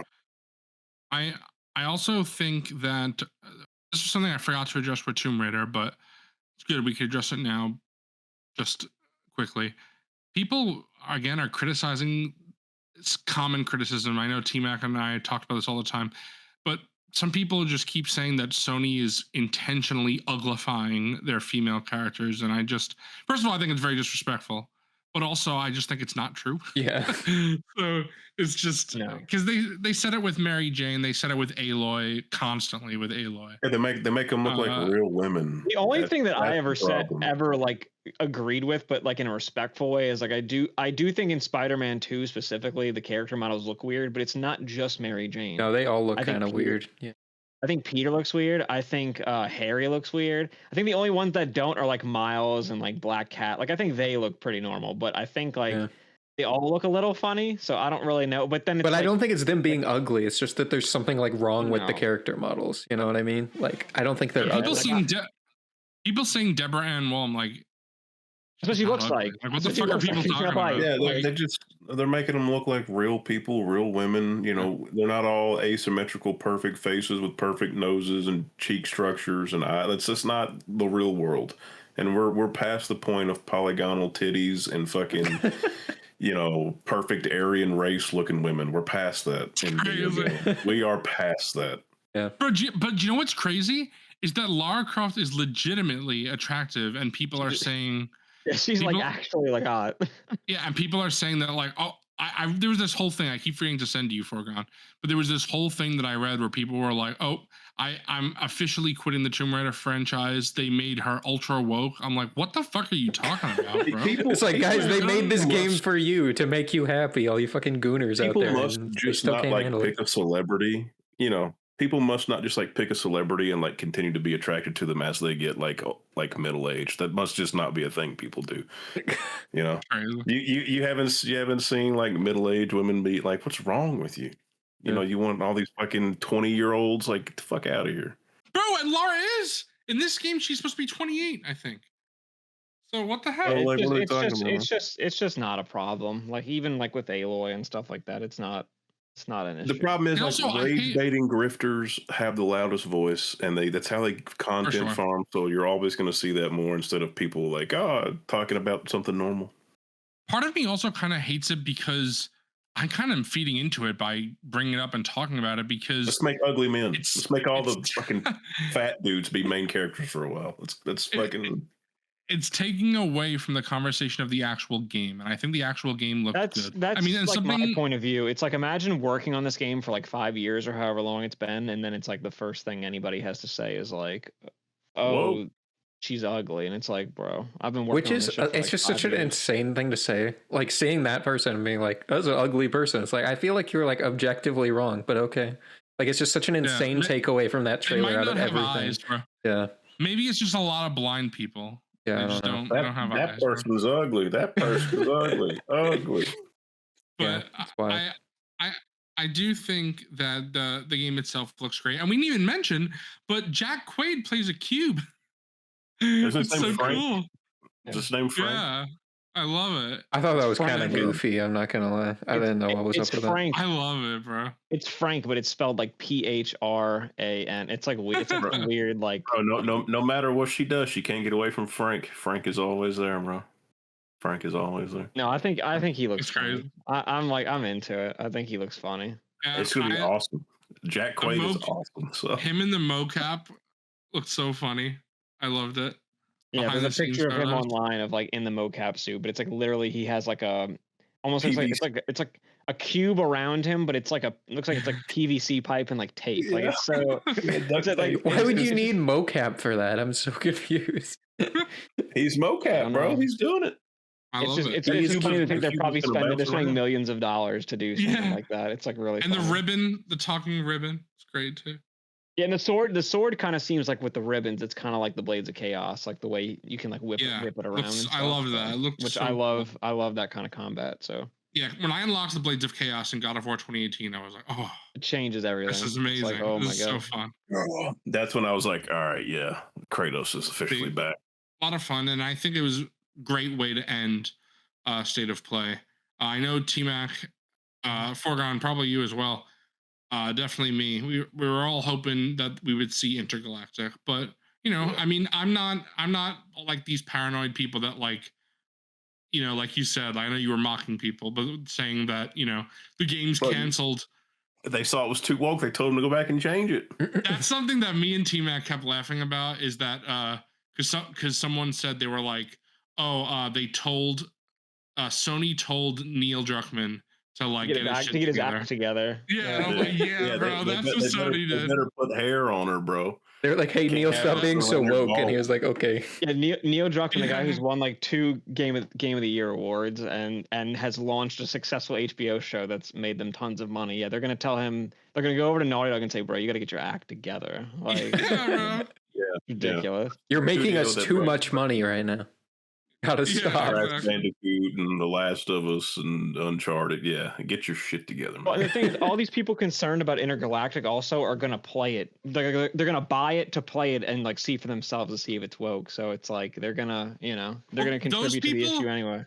The game could be better than Last of Us Part 2. Let's be honest, it won't be, but it could be better than Last of Us Part 2. It might be. But the funny thing is that the people who hate it now, they'll always hate it. It doesn't matter. There's no change in their mind. I guess I'm kind of wrong. A lot of people that hate it also will probably just never play it because they don't actually play games anyway. Right. So, yeah, sure. I guess I'm a little off base. They just yell at people online. That's their hobby. How was the PlayStation State of Play? I think that was probably my favorite conference. Maybe. I don't know. There was some really, really cool stuff at Summer Games Fest as well, though. So it's one of those. But yeah, PlayStation had lots of fun stuff. Okay, so the next conference is Summer Games Fest, and it is Jeff Keighley's show that he does in the summer as opposed to the Game Awards, which he does in December. And very similar, except not an award show, and we did react to that on my YouTube channel. People can check it out if they want to. I'm sure most listeners have. But the first game that they revealed was Resident Evil Veronica, which this was leaked. But this was pretty cool because it's not a mainline Resident Evil entry. It is important, for sure, but it's not a mainline entry. So it's interesting that they're doing that instead of 5. I wonder if they will ever do 5. But I thought this was really nice because I've never played this. Now I have a nice opportunity. And it's not called Code Veronica. It's just called Resident Evil Veronica, which is interesting. But like T-Max said earlier on, I do want to get into the Resident Evil franchise more than I have. So the remakes are a perfect opportunity for someone like us. I'm sure if anyone listening feels that way, the remakes, they're also on Game Pass, a lot of them. I didn't know that. So I think 2, 3, and 4 on Game Pass. So Foregone, if you ever wanted to do that, they're on Game Pass, bro. Bro's nodding no. If you ever Bro, they're want so to, good. though, They're so good. You would like 2, 3, and 4. Like, yeah, maybe one of these days. It's just, I feel like it's this franchise that's just passed me by at this point. we gotta force you. Luckily, we'll just say. Luckily, they're not really long games. Like They're pretty short. I also Veronica feel like really you can kind of lines up play them out of perfectly. order as well. Like they're all kind of fairly you can. standalone. Yeah, that's for sure. I feel like this is lined up for me perfectly because I just replayed 2, and in 2 there's 2 storylines. You play as Leon and then you play as Claire. So it's cool. Obviously, Veronica is about Claire, so it's like I feel like this is one that I think will play on release because it's like it's a spin-off of a character that I know, so it's like I don't really need to know. I'm not like behind really, so I could just play this. So I think I will do that. You know what's fried is like back when the 5 came out on 360, I like picked that up and tried to play it, and I played for like maybe 10 minutes, and I was like, yeah, that's crazy. It's not. I finished it. I didn't think it would have been more fun playing with someone else. I think that game fucking. Yeah, but Wesker, bro. Yeah, Wesker was funny. Hinges upon this fight, and then he throws a door at you. Yeah, I know. Ouroboros will be released into the atmosphere, ensuring complete global saturation. What are you doing with your hand? Is that part of being Wesker? Yeah, he's like, yeah, because what else did he say? He's like, the human race requires judgment. It's so many like crazy lines, and you get to hear him over and over again if you keep dying as well, which is great. That's true. Which I did. True, yeah. I kept dying in that final boss. Yeah, but I'm gonna be playing the remix sometime next year. Maybe late this year, depending on how things work out. But I do plan to play the remix for sure. So I'll probably go 2, 3, 4, and then Code Veronica. Or Veronica, sorry, not Code. And I've played 5 already. I did buy it on Switch recently because I would like to play it with Psycho. Psycho has it on Switch. I would replay it to try it in co-op. Yeah, I also bought 6. So eventually, I'll probably grab that one, as well. Yeah, those are kind of made more for co-op because they're just co-op shooters. Which I think is really weird. It's like, I think what's funny about it is you play Resident Evil 4, and the thing everyone complains about, especially in the original Resident Evil 4, is how annoying it is dealing with Ashley the whole time.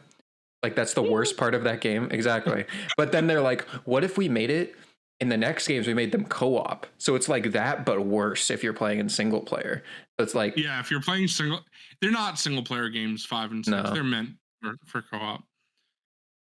And I played in co-op. But first time, my cousin. But the next game I was very, very excited about. This is Fumita Ueda, I think is how you pronounce his name. His new game. Previously, I forgot the name of his studio for Sony. Was it just Team Ico? I believe, yeah. But I love his previous game, The Last Guardian. It took forever to come out. Correct me if I'm wrong, T-Mac, but I think that was supposed to be a PS3 launch title, and it wound up being a PS4 game. Yeah. It's crazy. But I love The Last Guardian. I don't think any of you guys have played that. Would highly, highly recommend. I hope you guys play it one day. But also he also did Ico and Shadow of the Colossus, which are beloved games. I really need to play Shadow of the Colossus. That's another one I have in my library I haven't played. Yeah, I have the remake. I would love to play it. Just never got around to it. But the reason why I have it is because my brother wanted to play it. So I don't remember if I bought it for him. I don't know if I bought it for him or if my dad did. But someone bought it for him and he played it on PlayStation 4. So I was like, yeah, I should get around to it at some point. But Gen Atlas is the title of his next game, and I think it looks great. Forgotten, I think you would be interested. I don't know if you were interested when you looked, but I think you would be. I feel like it looks cool, but it's like I feel like the same way when I've seen each one of his games like get announced was like Shadow of the Colossus and Last Guardian.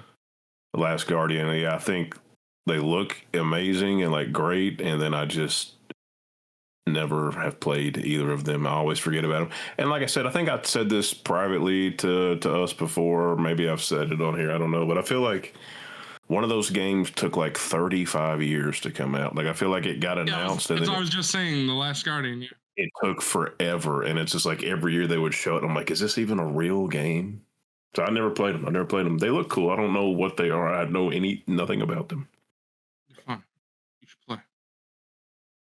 Yeah, I'm definitely going to be getting Gen Atlas on release, 100%. T-Mac, you're a Sony boy. Will you? That's another thing. I literally bought not that long ago, within the last like year or so. I bought like the PS3 HD collection of Ico, and the original and the original Shadow of the Colossus, and I really want to play those because I feel like it is this gap. Like I remember those games so vividly, and I even remember the box art like on PS2, like in stores. Like I remember those games, and I know with Ico specifically, that was like the inspiration behind like Ellie and Joel in like The Last of Us, with the idea of having a companion that you have to like do stuff with. That was like what they were inspired by, because they like Neil and Bruce like loved Ico. So it's been something that I've always wanted to play. Again, I always talk about this. These are just games that I know they don't even take very long to beat. So why I haven't played them, I don't know. But it's just sitting on my shelf waiting for me to play. So maybe you're just a fool. I know. Maybe did they give a release date for Gen Atlas? I don't think so. Well, maybe when it gets closer, I'll try to play at least 2 of his 3 games, at least. Yeah, Bro just doesn't want to play Last Guardian. No, I would like to. I'm just being realistic of like, I'd like to play the first 2 at least, just because they're the ones that are so beloved, I feel like Last Guardian would be beloved if it just came out earlier. Like people it's a great game. But the next game is Alien Isolation 2, which is like a sequel that a lot of people have wanted for a long time. A friend of ours, Mr. Coffee, he is very excited for it. My brother also loved the first Alien Isolation. I've played it and I really liked it. I just have never finished it. I would like to. It's not that long. I don't know why I never finished it, but it was a lot of fun. It's like the only Alien game I've ever played that like nails the feeling of the first Alien. The other ones are way more like shootery, which to be fair, that nails like Aliens. But this one is like in the spirit of the first Alien, which obviously is what the developers you can't fight. It's all about like running away and surviving. Yeah. Yeah, Isolation is on my backlog, and this will join it on my backlog. It's a game I got to get around to play because I love the franchise. Just never got to it. Hi, so I didn't. Tima, have you played the first one? Okay, so none of us have played it. Interesting. I was drinking water, but I was shaking my head now. I also was shaking my head. It's a beloved game, though, like I said. So yeah, I think that's another one I think I have on PlayStation. I think they gave it away for free 1 month, so I'm pretty sure. Yeah, but it's also. I think I have it on because I play on PC mostly. I either have it on GOG or Epic. I think I got it for free on one of those. Amazon, crazy Amazon, like the free Prime Gaming. Amazon like always gives it away. Yeah, they do. The first one, so I'll get to it eventually.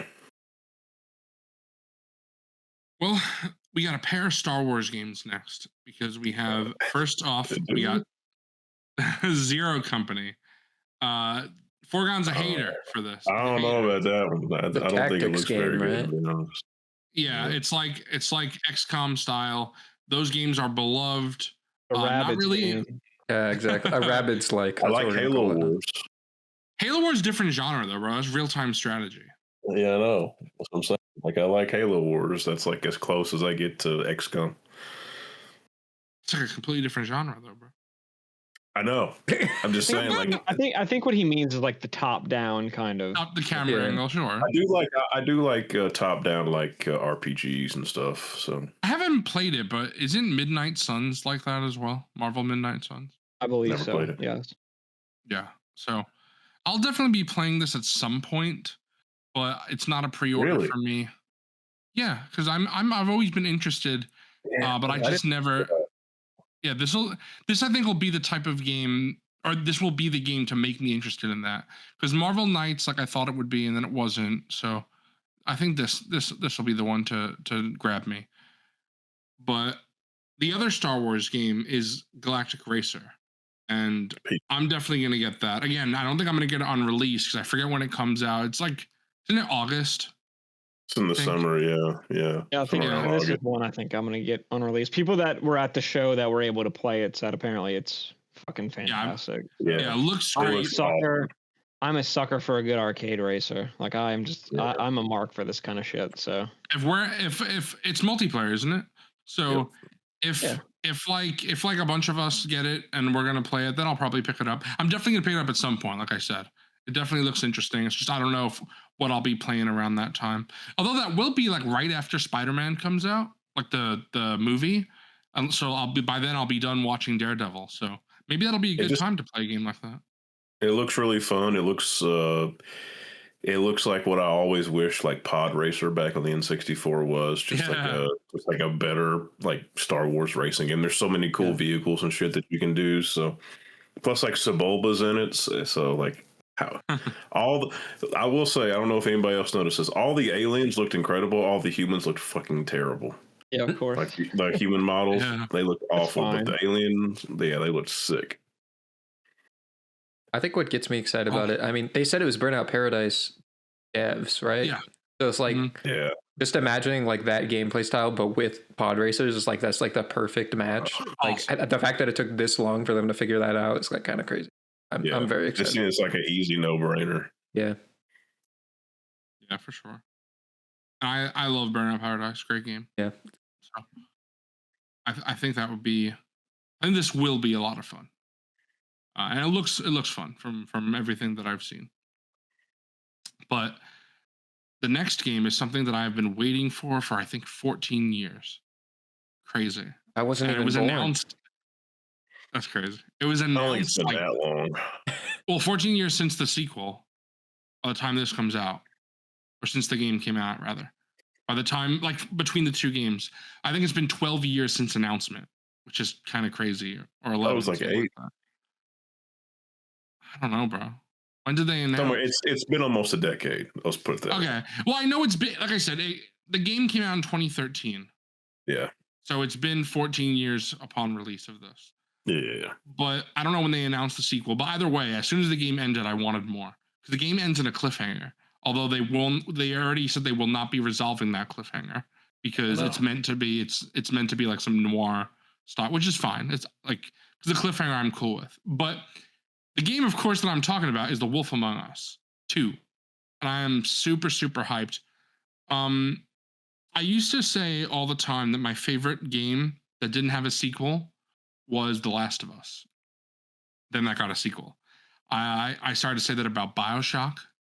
That got a sequel. Red Dead Redemption, that got a sequel. I'm not counting like kind of like spin-offs like Red Dead Revolver, even though that came first. It's like Redemption is like its own story. I'm not really even counting BioShock 2 because it's not by Ken Levine.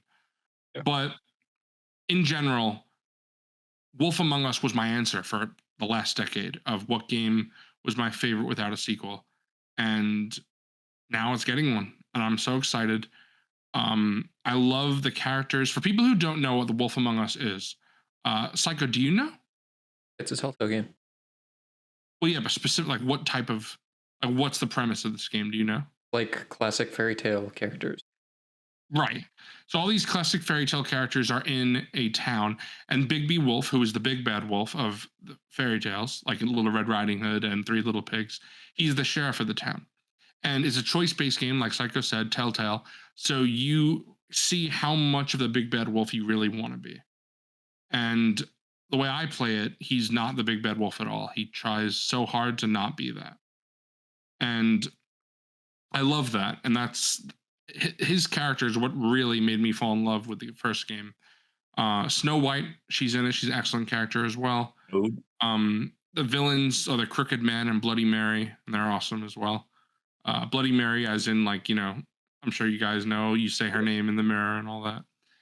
And I just had so much fun with the game. I know, T-Mac, when you were looking at it, you saw like Toad from Frog and Toad. You were like, oh, I love that because you love. Yeah, I didn't know that could be. I didn't know that was a possibility. That stuff lives with me forever. So good. And I think the Walking Dead Telltale game is probably a better game, at least the first season. But Wolf Among Us is just my favorite. I love Wolf Among Us so much. Like I said, I've been waiting for a sequel for so long. I never would have thought that it would have been this long because they announced it. So I was like, oh, yeah, it's coming. It's coming. It's coming. And then it takes forever. There's been problems. Studio closed down. Studio came back, switching like teams, so much. But I'm very excited, not just for the sequel, but also because the next game on our list is a remaster. And I'm very, very hyped for that because I haven't played since it came out, 14 years ago. So it'll be really nice to revisit it. I've watched clips on YouTube all the time. It's just a game that I love so much. So I've watched clips every now and then. But it'll be nice to play the game from beginning to end again. And people who haven't played it, like T-Mac and Psycho, I'll be pushing for them to play it. Because it's worth it. It's worth it. And it's also like a quick game. It's not like a super long, in-depth game. Sure. It's the writing is great. The story is really fucking good. The interactions with all, man, I love the characters. Yeah, and the characters, like all the characters you're gonna recognize. Like, I remember this. Oh, that's cool. That's crazy. It's almost like it's almost like how The Boys is like a adult take on like superheroes and all that. This is kind of almost like that. Like all these fucking characters are like just living their lives, fucking adult themes. Just like Right. It's funny because I hear the author of the comics, because this is based on a comic series called Fables. People didn't know. Yeah. Heard the author of the comics, Bill Willingham, is kind of an asshole. Just funny. Bro, I know people who love those comics. That's like their favorite. Yeah. Mm-hmm. And I have a nice statue of Bigby Wolf from the comics signed by him. So cool. And I'm excited for the remaster. It'd be cool to play it again. Yeah, 100%. So, hold us over. I already know some people who are saying, "Oh, maybe I'll finally get around to playing this." And I'm like, "Yes, please." Sure. I'm gonna be very annoying with T-Mac and Psycho, forcing them to play it. Yeah, I'm super excited. It's gonna be a lot of fun.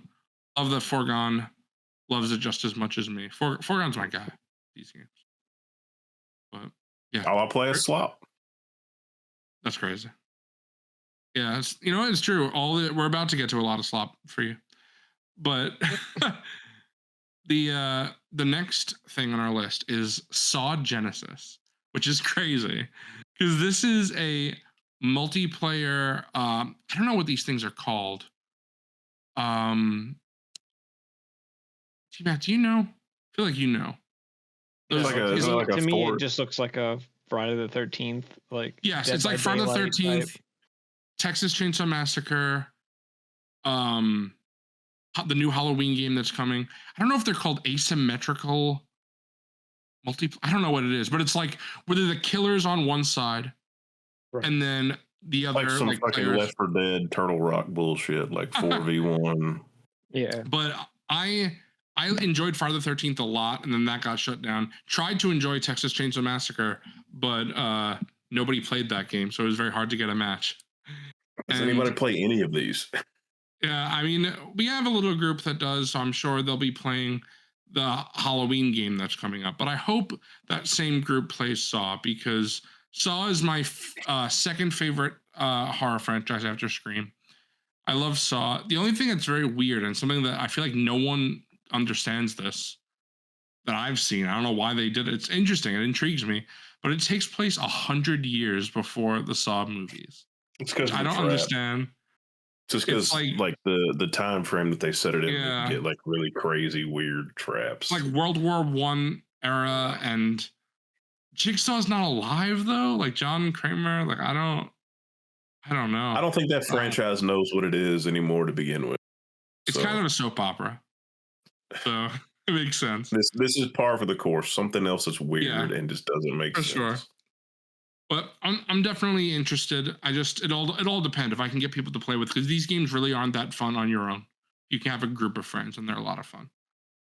So the next game is Mighty Cuphead Adventure, and this wasn't the only Cuphead game they announced, because they announced a direct sequel to Cuphead, which is interesting, but they didn't show any of that off. Instead, they showed off Mighty Cuphead Adventure. I know there was a little skit with the puppets, and Forgon was loving that.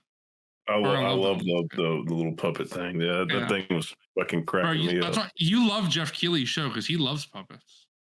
I love that kind of shit, bro. Yeah, there's something going on with Jeff Keighley and Miss Piggy too. I don't know what's going on there, but something. It goes deeper than that. When they did a couple years ago, and they did the Muppet Haunted Mansion movie on Disney Plus, like Jeff Keighley is like a bust in that movie. Like his head is like a bust. That's crazy. So he's like very involved with the Muppets. That's crazy. Yeah. A Mighty Cuphead Adventure. I know. All I wanted to say about it is basically what I just said. I've played Cuphead, never finished it because it's so hard. I really didn't get very far into it because it's so hard. It's very fun, but I am not a gamer who plays very challenging things unless I love it. How far did you get in Cup? Not far. Like which boss was the last one you did? I have no idea. It's honestly, it could have been the first boss, to be honest, or the second boss, something like that. The first boss is still pretty challenging. I don't know. Yeah, it might have been the second. I don't know. But I had fun with it. It's just, like I said, the most challenging things I've done in games is like Grounded on Last of Us and Brutal in Uncharted, Crushing in Uncharted. Then, Crushing, because the Brutal is the new difficulty they added. And those were very hard, but like I also know those games like the back of my hand, so it's not that bad. But yeah, Cuphead is just a very hard game in general. So Psycho, I'll give you the floor because I know you want to talk about it. Yeah, I'm kind of in a similar boat in that I've never finished Cuphead because it's just too hard. But I love it. I've probably spent like 30 hours in it, and I've probably gotten like 10 hours into the game because I'm not that good at it. But it's very fun. I always loved like the art style and the music, and the gameplay and the platforming feels really good. So I'm excited for whatever the sequel ends up being, but this Mighty Cuphead Adventure, like little, spin-off kind of platformer looking thing, looks fun.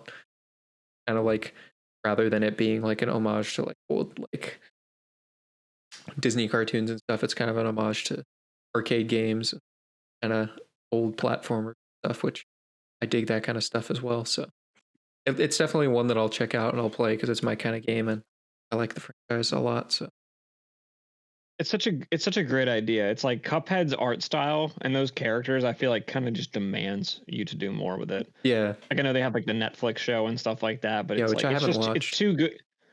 Yeah, it's too cool of a like kind of like what we were talking about with Mouse PI, like that rubber hose kind of just like 1930s, 40s old animation. It's just, it's so striking. Like you can do so much with those characters. Like, and it's like weird that like people don't like take advantage of that style of like animation as often as you'd think they would. Cause it's like, I mean, if you're like actually going in and like hand drawing all the frames, I'm sure it's very time, but it's like so many people have like, I mean, even like obviously I wasn't alive back when this was a thing, but like there's like a certain like inherent nostalgia to that art style that I feel like everybody kind of has a connection to, which is why I think Cuphead was so much of a hit. So I think it's cool. They're doing more with the characters. And Cuphead is the only 1,000 toys figure I have. Yeah, because it wasn't that expensive. I got the 1,000 U2s toys of is a that. brand. Yeah, I almost got the U2s, and then I went with the 1,000. I was before I even knew what U2s were. I was like, what is this? But I decided to get the figure, and I loved it. I mean, I still love it. It's on my shelf, but at the time, it was so cool when I got it. I never got Mugman, although I know they made Mugman. Yeah. I thought that was cool as well. Very cool design, like you guys are saying. Yeah, I love the design. I just love, it's just, I think I might have even pre-ordered that figure before I played the game, because I was just like, it looks so cool. And then when I played it, I was like, oh, I just love the design, the art style. Yeah, that sounds about right. Like, I don't know if they make, I don't know if they make an art book for Cuphead, but I feel like that they must. They must. Great. I'm pretty sure they do. Yeah, if they do, I'd have to pick that up for sure.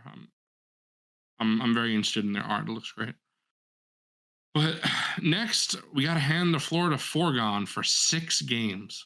Forgon has 6. He's got 6 games in a row. Rattle them all off. You didn't like split these up at all, like. No, we're giving Forgon the floor. Let's see how long we talk about it. This isn't fair, bro. 1666 Amsterdam is the new game from the original Assassin's Creed developer. Retrace to Cells. Yep. Yeah. This is it. They did like put out the little prologue demo that you could download on Steam right away. And you played it, correct? I did play it. It's a little fried. Still a lot of work to be done there. Very interesting. I read a thing and there's like 3 playable characters. Like you're gonna like there's 3 different playable characters you play as, like a modern day one, the cat, and then the person they showcased back in like 1666 or whatever. It's it looks exactly like what Assassin's Creed Hex was rumored to be. It looks like he figured out what they want to do and made this. It's like witch trial-y. There's like some blood magic stuff, so it looks like he might. I don't know if he'll beat him to market first with a game like that, but it looks very similar. There was like a report that came back that said they cut out like the cat companion, and in this game there is a cat companion. I had to like bond to like a cat out of a tree. I don't know. It was weird. It was kind of crazy.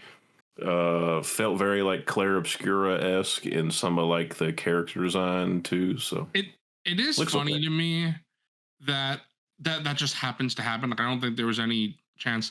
But I remember when Sony Santa Monica was talking about when they were revealing God of War before they did 2018, that they were deciding whether to go Egyptian mythology or Norse. Then they decided to go Norse. And I remember, I don't know if it was the creative director of God of War or the art director, someone, T-Mac, maybe you know what I'm talking about, but there was this famous quote that I read by them. I remember at the time, it made me laugh, but one of the prominent members of the dev team at the time, they said when Assassin's Creed Origins was announced that it was Egyptian mythology, they felt like a sigh of relief, because they were like, what if Assassin's Creed goes Norse at the same time that we do? And obviously Assassin's Creed did go Norse later.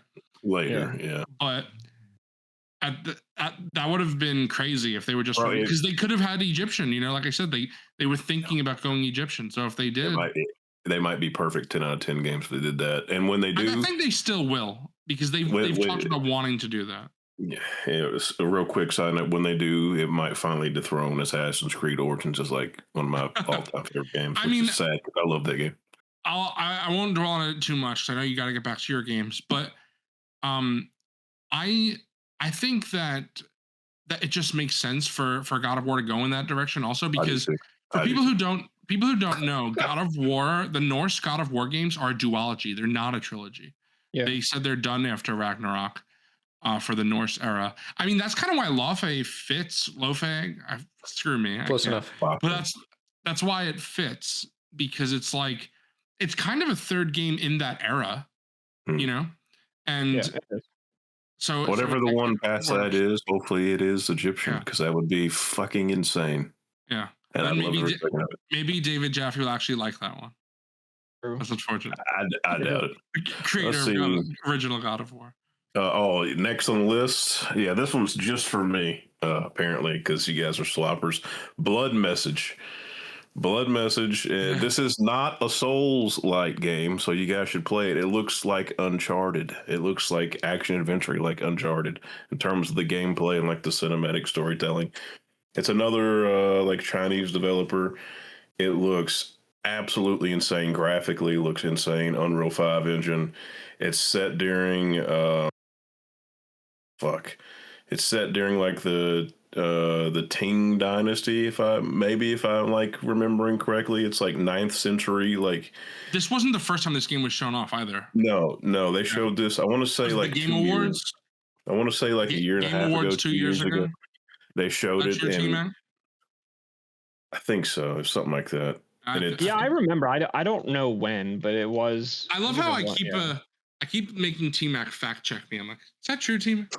Yeah, the funny thing is with a lot of these shows, a lot of it blends together in my head. I got to look back and actually and then I can remember like, oh yeah, but it when it was announced, it was first when they first showed it.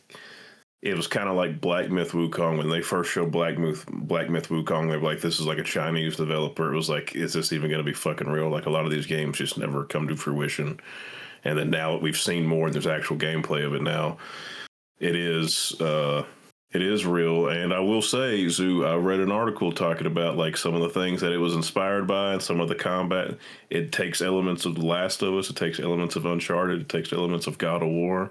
Yeah, but those games are very woke. So this might be a game. There's like some quick time events. This might be a game that you want to play. I'll be picking this up probably day one, to be quite honest. I'll definitely of all the games you're going to talk about right now, it was the one I think I'm the most interested in. I'm keeping a watchful eye on it. There's like a 20-minute gameplay demo that also came out after like everything. Bro, you just got to send me all of these. Like, I can't. It just looks incredible, and I just can't believe it's a real game. See, after that was Crossfire, which is the game from That's No Moon was the studio, I believe, and that was like a Naughty Dog and Infinity Ward employees. Infinity War, that's what it was. Yeah. Yeah, it's like a tactical shooter, third-person tactical shooter. It looked interesting. Like, I thought it was just going to be like some sort of like COD, Spec Ops kind of just home front kind of clone, but there's like some weird like sci-fi kind of weird shit in it that looks kind of interesting. But the two main characters, the girl is being played by Victoria Newman from The Boys.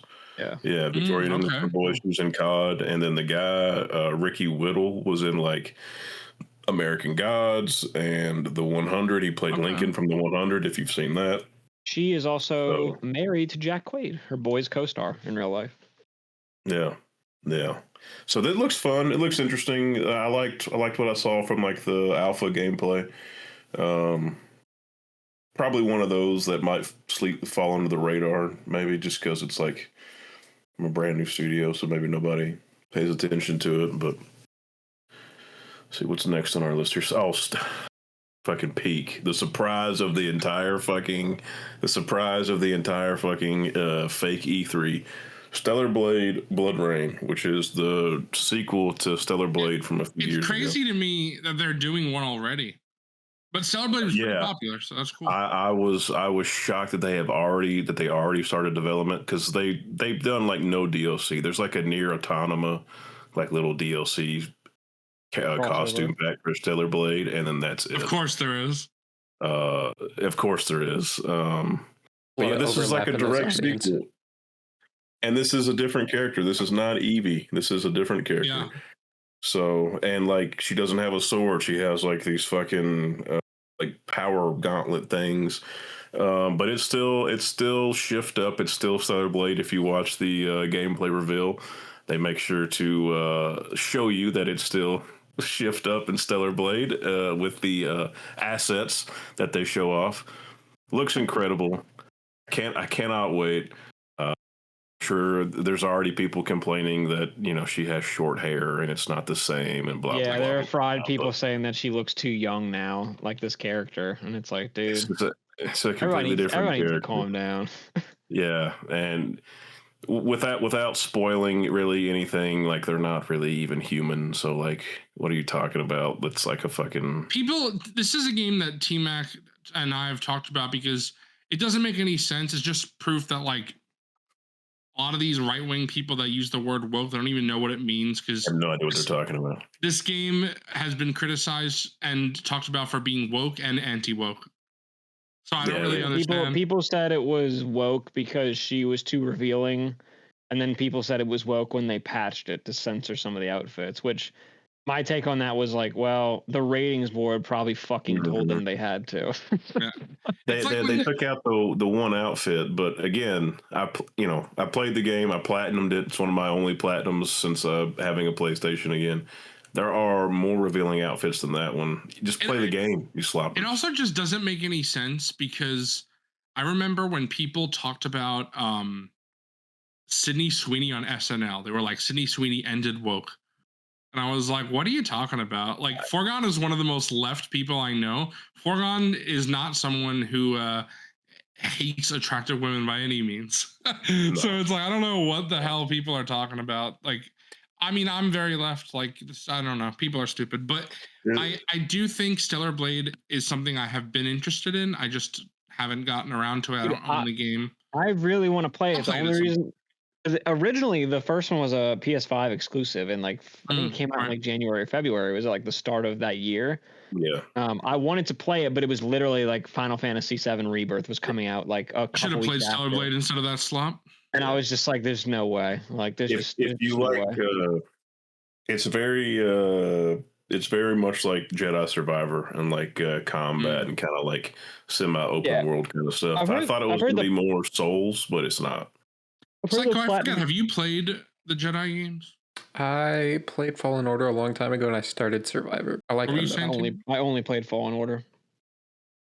Yeah, you guys got to get the Survivor. Survivor's fucking sick. And yeah, you got the only thing with this game, Zoo, is like the story is like it's a little weak. It's not like all right, skip. It's not like great.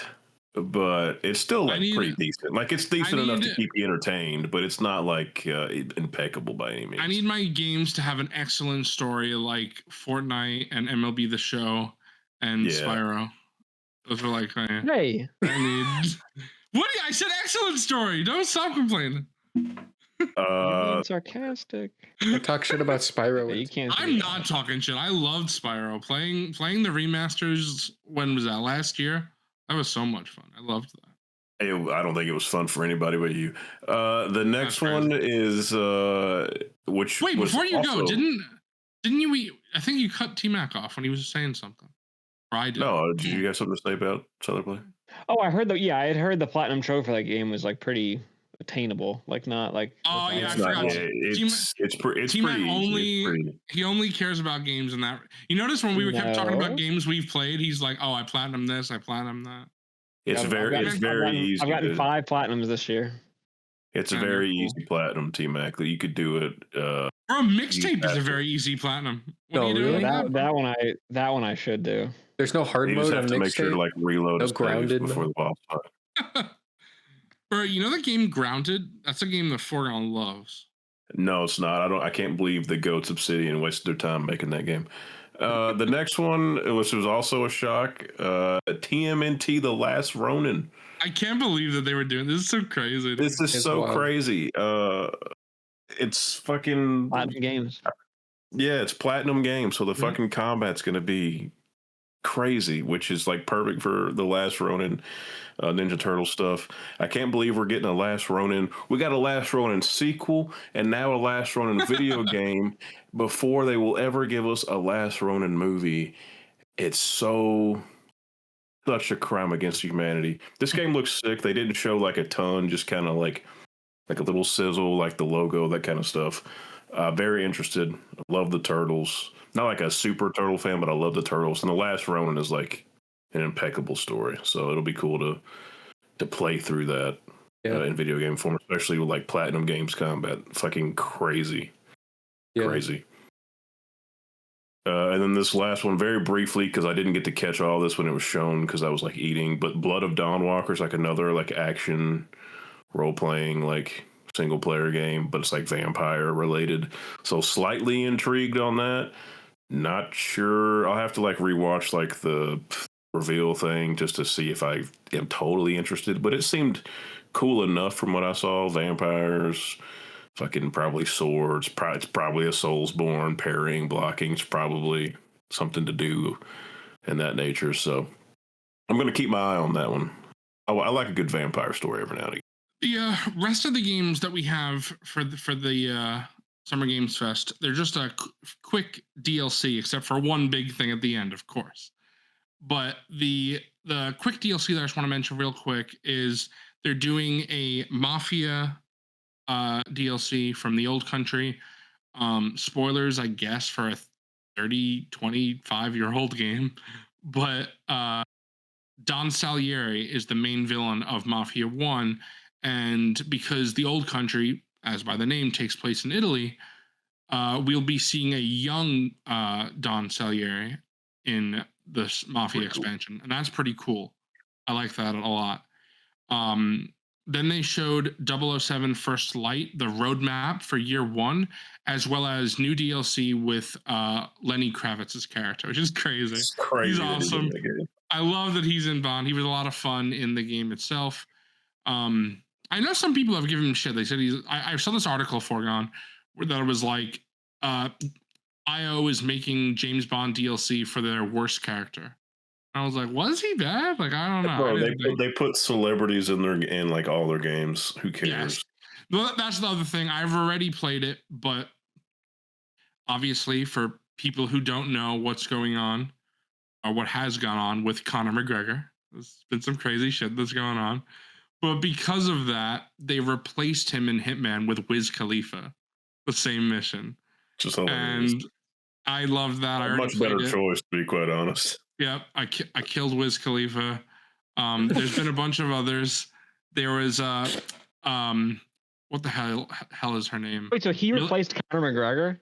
Yep, they took that mission because they out of the game and they replaced him with Wiz Khalifa, which is great. Crazy. I didn't realize that. Yeah, bro, Wiz just trying to like fucking smoke a joint. You had to like dome him. Why do you do that? It's so good because it's the whole thing is like he's a big fighter in he actually is in like a fist fight to the death match, and when he walks out, like the whole black and yellow is just playing all over the thing. It's crazy. I love it. It's amazing. But that was the new announcement. But there was also like. I think it's at the Game Awards. They announced Mila Jovovich, and I did that mission, killed her. And then I did. There's She's a Mads Mikkelsen. Trying to get rid of the slop Resident Evil. Yeah. So. There's Mads Mikkelsen mission. Did that. Bruce Lee had a mission, but you didn't kill him. He wasn't a target. Obviously, they wouldn't want to do that. But he is. He helps Agent 47, which is really cool. Or really, Agent 47 helps him. And there's a few. Oh, Sean Bean was the first celebrity in the game. Sean Bean is awesome, and they made fun of him. That like easy, just like walk up and stab him. Like there was a lot of jokes to him dying in like all these movies that he's everything. In. That was really fun. I love that. Not everything, bro. An enemy. It's like the only thing. But yeah, Hitman's always a lot of fun. I was kind of surprised that this came out, but then once I realized that it's not really a new thing, they're just replacing Conor McGregor. I wonder if they're done with Hitman content now, because you got to feel those devs are probably going to be doing Bond content now. So if Amazon allows them to do it, have you been reading about that? Yeah, I saw that, but I think a lot of people, if you actually read the statements, I think a lot of that is like overblown. Because Amazon would be really stupid to let that go, because they're not a game studio. Right. Like they've struggled to make games, so it's like they would be stupid to let this go. people don't realize also Amazon is publishing the new Tomb Raider games because that's their franchise as well. They own that now. So it's like still Crystal Dynamics though. So right. Well, that's what I'm saying. So I don't think Amazon would develop Hitman. They would just. So I mean, they went out and got like two good developers for these games. So keep them locked up. Yeah, I think. Well, because with Bond, like they self-published this because they started working on this before the Amazon deal had went through. Acquisition happened. Yeah. It's sort of like this weird murky thing, but Amazon would be really stupid to let them go because the game is, it's a hit. Like it's a critical hit. It's a great game. It sold 3 million in like a week or something. It's like wow, like that's a lot of demand for like a licensed, like a James Bond game. Like that's pretty crazy, but just best James Bond game, better than GoldenEye. I'll say it. Yeah, I don't think that's very hard to do. I mean, GoldenEye is great, but like it's a product of its time. It's a Nintendo 64 game. We all know those all suck. Not a single good. I was going to say, Psycho hates those games. Ocarina of Time. Well, we'll talk about that later. We will. But before we get into the final thing for this conference, Team X, I'll just go to sleep. I'll go to sleep here. That's crazy. That is crazy. But I did want to talk real quick, a sentence or two, about a game that I thought was pretty interesting. Actually, thinking about it, this might have been the other conference, Team X. So I might be sloppy here, but Join Us. Was that the Xbox showcase? Now I'm thinking about it. It might have been the Xbox cult game. Yeah. Okay. This game This game does look fucking awesome. This is out of order, but that's fine. I have nothing really to say about it. Just a cult game seems pretty interesting. So I didn't even see that. I'll have to look that one up. Yeah, I'll be keeping my eye on it. I don't really know anything else about it except seeing that little trailer. But it's called Join Us. It's basically like you're in a cult and you're like doing crazy shit to like try and recruit other people. And it looks like there's like combat and like gunfights in the game. It's like, are you fighting like the feds or some shit? Like, yeah, crazy. That's what it seems like. It seems really funny and very self-aware. And now 4 rounds and 11. I gotta say, bro, Join Us is a great name for a game. I think that's like a really funny game, like name for like a cult game like that. It looks really good. I'll watch that while you fucking talk for an hour about this next one. That's crazy. I can't. Because the floor is yours, bro. Leading up to this, T-Mac was, I think if I remember correctly, you had a note on your phone of all what this title could possibly be. Well, it's not very hard to. You just have to think of words that start with like like RE, because I can think of a word they definitely wouldn't use, but of course. But there's Final Fantasy VII Remake, there's Final Fantasy VII Rebirth, and then there's Final Fantasy VII Crisis Core, the prequel. Well, it goes Crisis Core Reunion. So you're right. I had like a whole note in my phone. One of them was Revelation, but it's like obviously that's like the big one that people threw around was Return, because it's like now the trilogy is like done. It's like it's all here. Returns, that'd be cool. But yeah, I don't know, man. I'm kind of like a fake fan in a way, in the sense that like it's crazy. I didn't grow up with Final Fantasy VII. I grew up with Kingdom Hearts and Cloud and Sephiroth and all these characters. That's not a fake fan, bro. No, I know. But like they're all in Kingdom Hearts, and like when I was growing up, I always was like, that was my first and probably like we're similar age, so it's probably for a lot of kids that were like our age, it's probably a similar situation. But I always wanted to play Final Fantasy VII, but it was a situation of like it's just very old, and like it's the turn-based combat when you're a kid and you've played Kingdom Hearts and it's action-based. It's hard to kind of go back, but that's why Forgon doesn't play it. He just hates old games. That's just not when Remake was finally coming out in 2020. I decided, because the game came out I think it came out in March or early April. I decided at the beginning of that year, I was like, no, like I'm gonna sit down, I'm gonna play the original finally. I've wanted to play it forever. And I did, and I loved it, of course. Like, incredible game. Still, like, of its time. Like, there's, like, some dated stuff in it, and, there's, like, some wonkiness to it. But it's very charming. The story's great. Characters are great. And when I played Remake in 2020, I just fell in love with it. Like, it's immaculate. Like, even if you don't want to play the original, I would still recommend playing Remake, because it's just so good. And it's also, like, not really a remake. It's a remake where it's hitting all the similar beats, but the big twist is that like the game is aware that the original game happened, kind of thing. It's which is very controversial to some people because it's kind of like, well, who asked for this shit? It's not really a remake, but I think to that's me, cool. Yeah, it's creative in the sense it's like the original game happened and this is a new thing that is doing all that same stuff, but still doing different things and the timeline of how it's happening. It's very otherworldly shit where it's aware that the original game. So it's really fucking cool. Maybe T-Mac, but there was something else that did this. I can't remember if it was a movie or a game, but something else came out in a franchise where like it was announced as a reboot or a remake or something, and then it turns out it was a secret sequel, and like people like went crazy for that. I mean, honestly, you could kind of draw a similar line with Unbreakable, and then Split. Sure, Split. Like, yeah, that's true. Yeah, that's true. You know, for people who don't know, Split and Unbreakable are M. Night Shyamalan movies that are linked.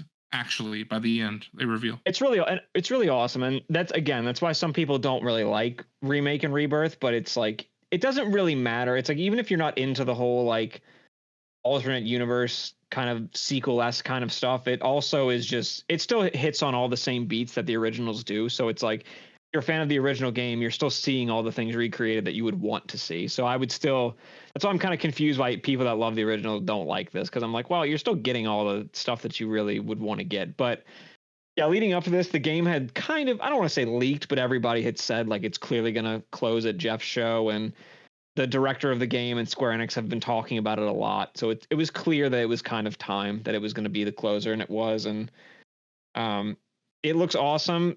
Like the cool thing is like remake is very much you're just in the city of Midgar, and at the end of the game you get out of Midgar. So rebirth is all about like this big globe-trotting adventure where you're kind of building relationships with the characters, but you're really seeing like the whole world. Like it's fucking huge. Like rebirth took me like 150 hours to beat, and I didn't even 100% it.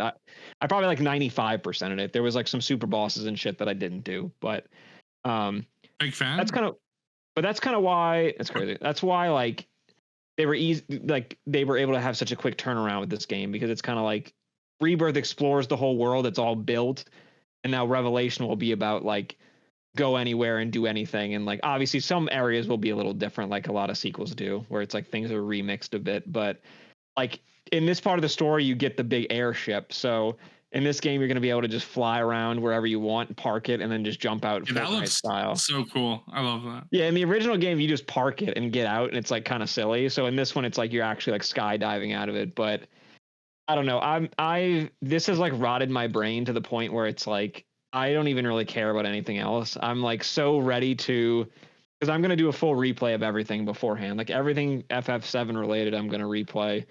And like I kind of want to start now. Like I'm so like in the mood for it now. The game doesn't come out until spring, so that could be anywhere between March and June, I guess. Yep. It's like, but I'm just so happy that it's coming, and I'm just so excited. I can't stop thinking about it. I think it looks so good.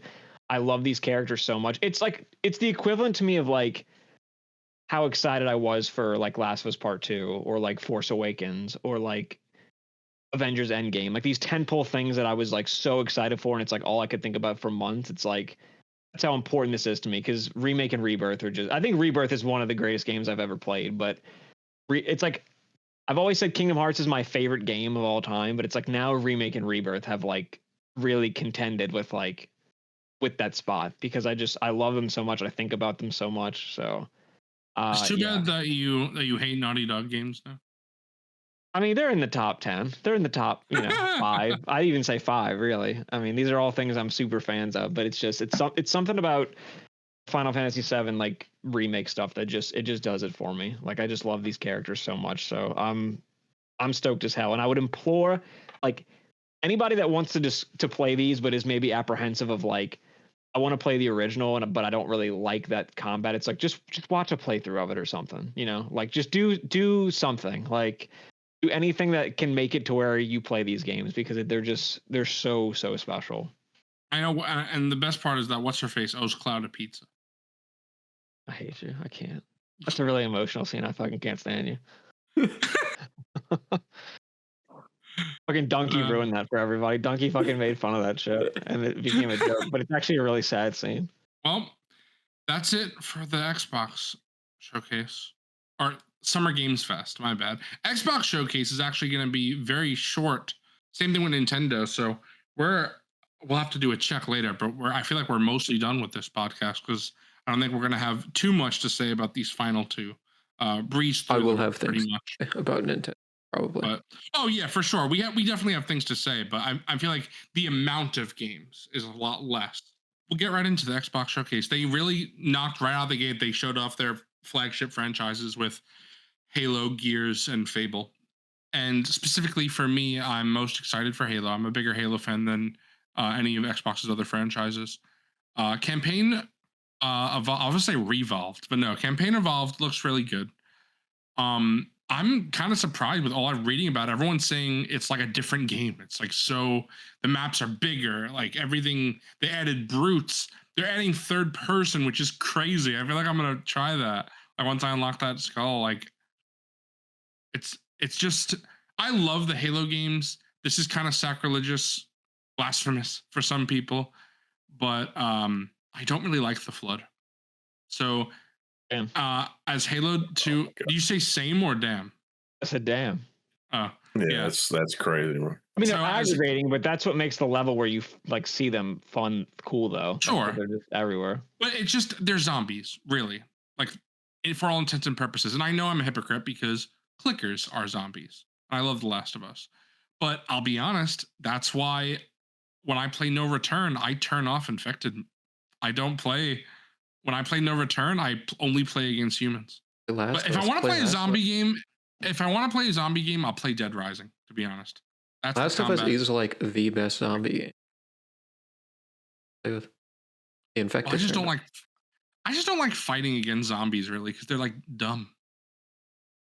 I don't know though. Like Last of Us, they made them fucking scary. They are scary, but like once you know how to deal with the infected, they're like humans will like flank you. Also, I get some sick satisfaction after blowing someone's head off in Last of Us, but I don't with a clicker because there's something wrong with me, I guess. Yeah, there might be. Bro, this shit looks fucking peak. They added sprint, they added brutes, third person. Yeah, bigger maps. I'm excited. I can't wait to play with the boys. Yeah, I've seen some people say that. Oh, why don't they have multiplayer? I'm like, bro, Master Chief Collection exists. This is for the. I think that. Well, I was going to say I think that a port of that is going to come over, but after what they did with Gears of War, I don't fucking know. Now, yeah, who knows? This might be the last. This and like Fable and I don't think MCC is ever going to PlayStation.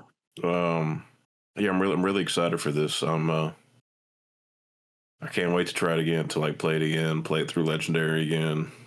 The skulls, like they added new ones. Like there's a Flores lava skull, which is crazy. So yeah, I'm very excited for this. I love Halo. Yeah, I've played this campaign 1,000,000 times, so I'm looking forward to it. It does look really cool. The point that I was saying with me not liking the Flood as much, again, I like them in the story, but as the games go on, and also I really like fighting elites as well. I just like elites, so as the Halo series goes on, the elites aren't really enemies as much anymore. No. So the problem is like who you fight in the game kind of changes. So I always liked Halo 1 for that. Also, the Silent Cartographer is one of my favorite missions in gaming ever. I love that mission so much. And that is been your daddy. Yeah. I'm not the only person who likes that, of course. That's a beloved level. They showed that off, like gameplay of that level, so that was so cool. But I'm very excited. Can't wait to play with the boys. That's gonna be a lot of fun. Do you guys have anything else to say about that? No. Maybe Psycho will finally get to experience Halo. Your first run's Legendary. No. I mean, co-op making me. I can't, bro. Halo co-op campaign is like a lot of fun. It really is. It's so also, good. I mean, we're definitely nostalgic for it, but it is fun. Like even that aside. Speak for yourself, bro. Those first 4 Halo games are like top fucking tier, bro. Fucking 1 through 3 in Reach, like those are some of the best games of all time. And it comes out pretty soon. You know, it's next month, which is pretty crazy. July. So I already have it pre-installed on Game Pass. Right. But isn't it cross-platform as well? Yes, it is. Of course. Okay, better be. Team Up getting on PlayStation.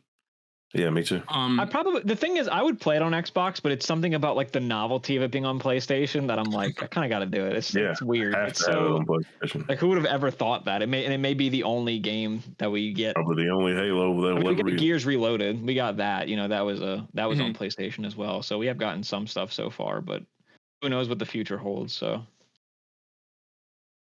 maybe they'll do a PlayStation Icons, PlayStation All Stars Battle Royale, and then have Master Chief and Marcus Phoenix in it.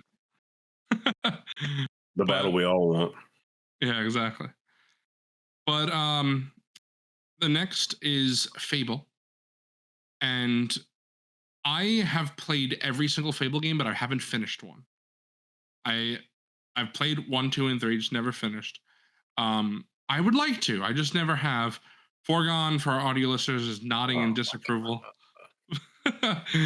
But I've played and finished only 2, so just Fable 2. Okay. I loved Fable 2. Yeah, a lot of my friends love the Fable franchise. So they're really funny and whimsical and fun. Yeah. Like, I don't know. This is one of my favorite franchises of all time, and I've been waiting for a fourth Fable game. Because you didn't get the collector's edition, bro. I just didn't want to spend $200 on. I'm not a statue. I don't collect statues. You are not. I've been waiting like. I'm not a statue, and I don't collect statues. Oh, I was gonna say, because we didn't talk about the Halo collection edition as well. Sold out. That's cool. Crazy. Halo, Fable, and Gears all have $200 collector's editions. I am a statue guy, so I would have bought them, but $600. Gears was $300. Gears was $300. Gears was $300. It was an extra $100. I wonder if Coffee bought it. He said he was interested. It had more stuff. Yeah, I love Fable. I've been waiting on this. Seems like for fucking 15 years. It would get announced and then not, and then get announced and then not. Then Lionhead closed, and Peter was gone, and all that stuff. And then it was crazy. And then they announced it again. And they were like, yeah, it's gonna be Playground Games and Turn 10 Studios. And I was like, the fucking Forza Horizon people. Same. I had the same reaction. I was like, I love Forza Horizon. It's incredible. And I was like, you know what? Maybe it'll be good. This thing looks incredible. The more I see of it, the better it looks. They keep adding like random celebrities into it. For Star Wars fans, 2 Boots, the voice actor for 2 Boots, is in this. He plays a giant. Bro, calling Rich. He's like a big actor.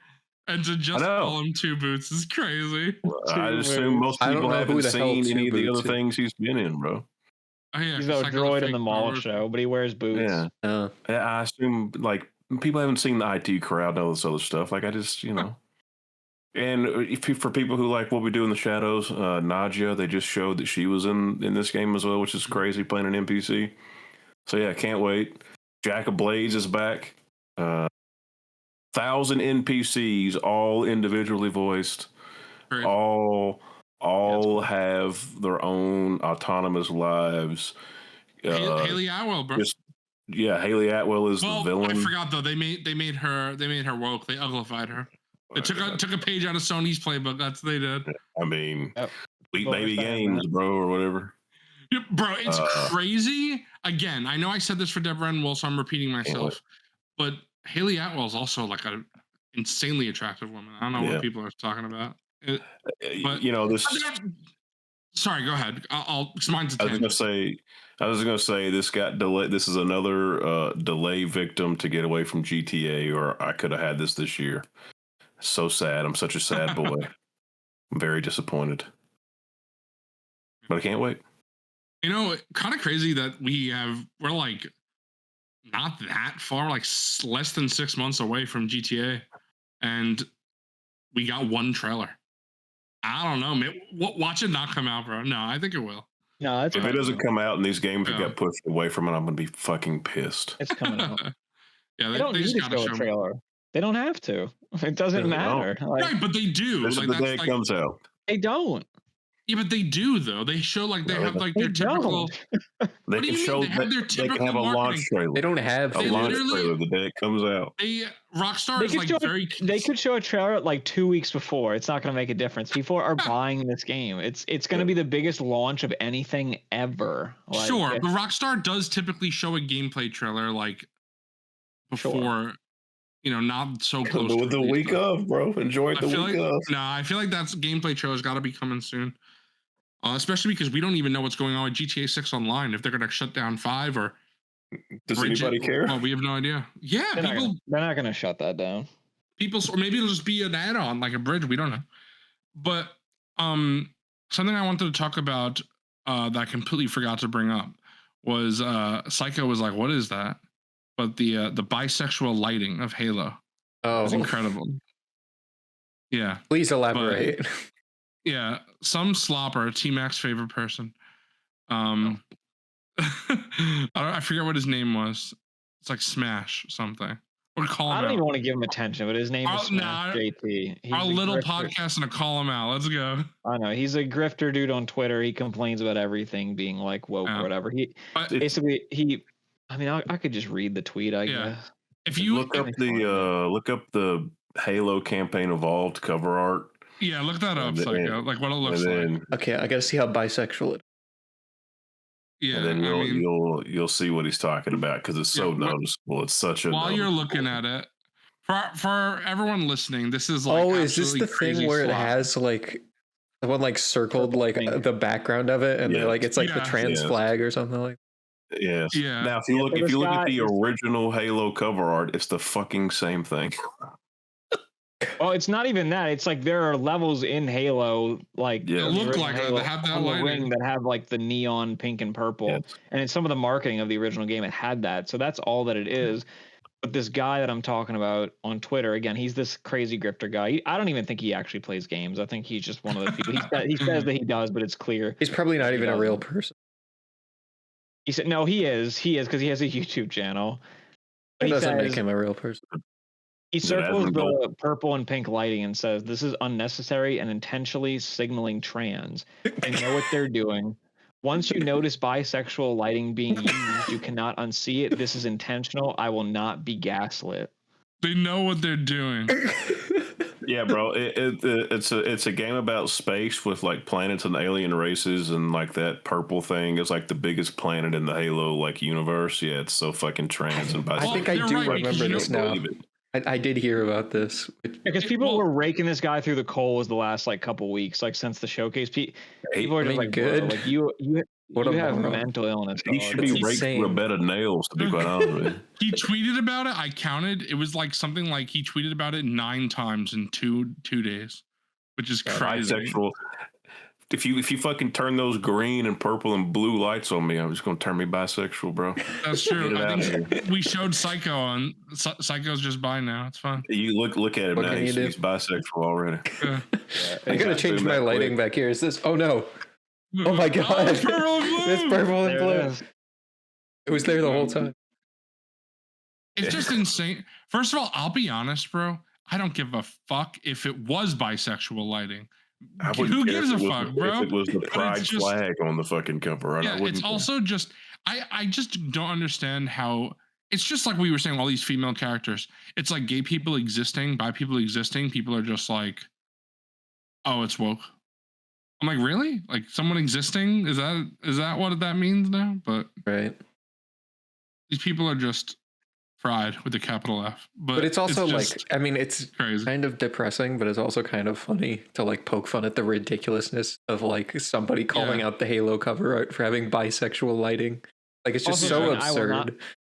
I will not be gaslit. Yeah. It's just like insane behavior. It's so funny though. It's like depressing but hilarious. Fucking color schemes. What are we talking about? Being gaslit by the colors. The color grading, bro. He's got color swatches, and he's like, it's too bisexual. It's on the fourth screen. It's too bi. That's crazy. Well, moving on from that slop, I'm a hypocrite because the next game I want to talk about is State of Decay 3. Just rented that. I don't like zombies. But State of Decay is a very interesting game. I don't know if any of you guys have played it, but in State of Decay, when your character dies, they just die. Like there's no respawning. So you just move to a different character. And it's really not a zombie like fighting game, like action game. There are sequences where there's a lot of action, but it's more of like a survival game. It's a lot of fun. It's great to play with friends, but also great to play solo. I've done both, played with friends and by myself.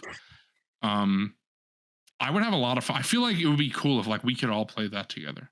I don't know if you guys have any interest, but I feel like that would be fun. I don't know what it is. Yeah, you should look into it, but it looks like a lot of fun. And I love the first two. This is the third game, obviously, State of Decay 3. But yeah, I think I'm the only one that played this, right? You guys haven't played State of Decay 1 or 2? I've heard of it, I think, but never. I know what it is. Like I know the concept of like when someone dies in it, they're gone. Like that kind of game. Like I know kind of how it's structured, but the next game is something that had news that I didn't know about. T-Mac broke the news before we started recording, but it's Senua, and that game. This is the third game in the Hellblade series. Their naming conventions are odd. So I think the first one is just called T-Mac. Help me out. Hellblade Senua Saga. That's the second one, isn't it? Hellblade 2, Senua Saga, Hellblade 2. I think. Oh, and the first one's Senua's Sacrifice, maybe. I don't know. It's always with Senua and Hellblade, but they changed the wording around. Yeah, it's the ordering. Yeah, and this one is just Senua. But T-Mac said that the rumor is apparently that they are shutting the studio down, which is unfortunate. Yep. But yeah, it's this and Compulsion Games and Double Fine, apparently Xbox. Yeah, which is Double Fine is crazy. Apparently, the story's kind of been updating throughout the day that apparently the three studios are apparently like meeting with Xbox to kind of see if they can get out of the deal, if they can kind of just spin off and not be just like, unceremoniously closed. But I don't know what that means for this game, though. I mean, does it? They've been making it and they just showed it at a conference, so it's like. I thought that would be crazy if they canceled it right when they showed it off. Yeah, when the second was coming out, there were like 2 years where like that was like the big fucking game they showed at their fucking conferences. Like I just can't see.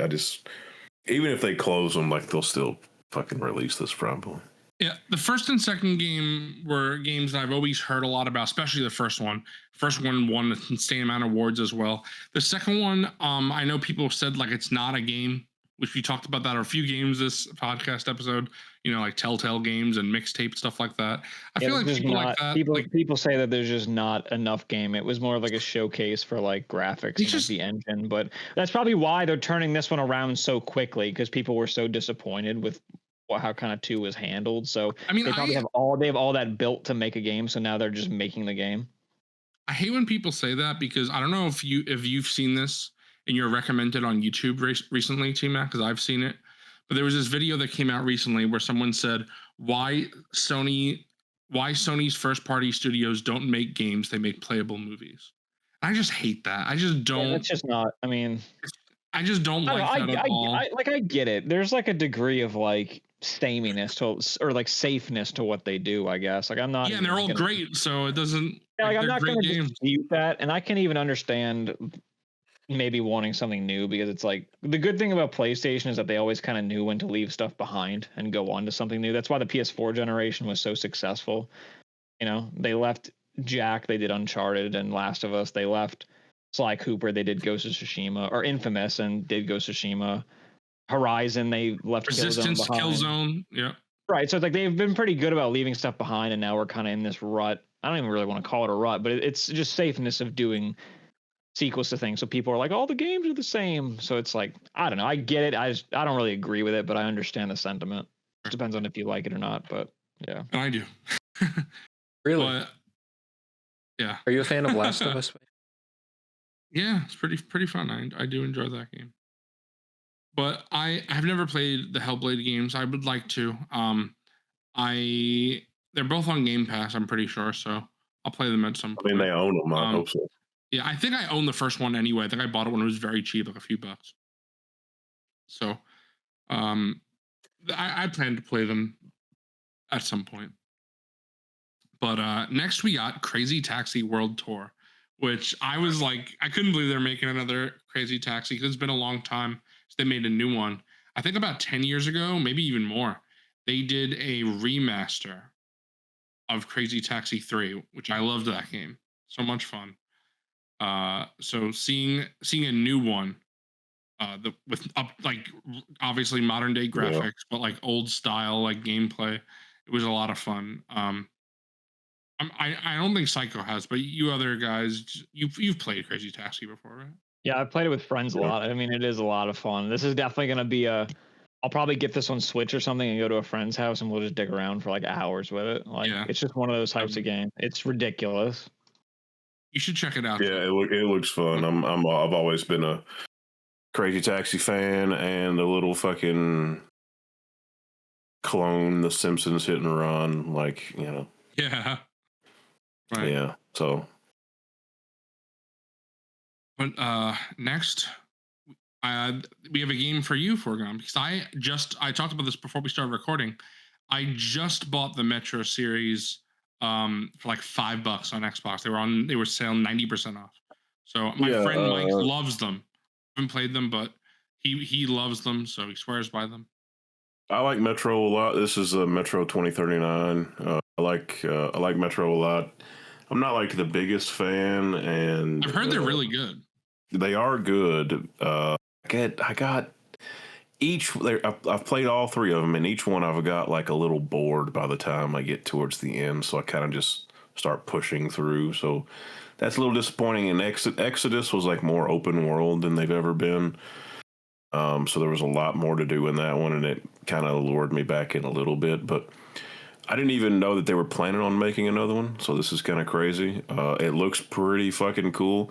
It looks a little bit like Wolfenstein this time around, because there seems to be like some of the monsters and shit, and kind of like the same similar story beats a little bit in this one. So, all right. This is like, I think this is also like February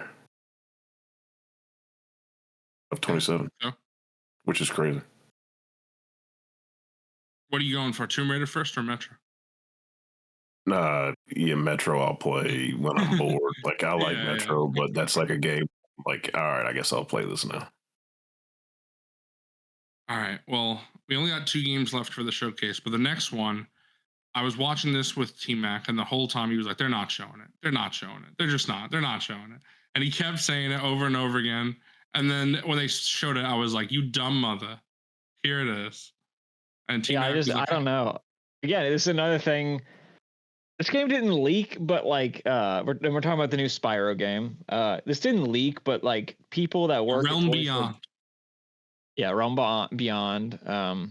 People that work at Toys for Bob have like put on LinkedIn that they're working on Spyro in like time periods that like wouldn't make sense, because it's like the Reignited trilogy came out 8 years ago. So any modern entry on LinkedIn of like, I worked on Spyro, it's like, oh, okay, well, what are you working on? Like, when are we going to see it? So this is an interesting story too, because Toys for Bob, you know, they're the team, Psycho, what you were talking about before with Skylanders, you know, they were the guys that did Skylanders, but they were owned by Activision. So they kind of got reshuffled into the, you know, when Microsoft bought Activision, they were stuck like for years on like Call of Duty support, basically, which happened to a lot of those studios. A lot of the studios that worked on Crash trilogy and the Tony Hawk games. Like, I think it's Toys for Bob, Vicarious Visions, and Beanox. Right. They collectively did like all these remasters, and then they kind of, before Microsoft even bought them, they got put on Call of Duty support. And then when Microsoft bought them, they still were just stuck on Call of Duty support. So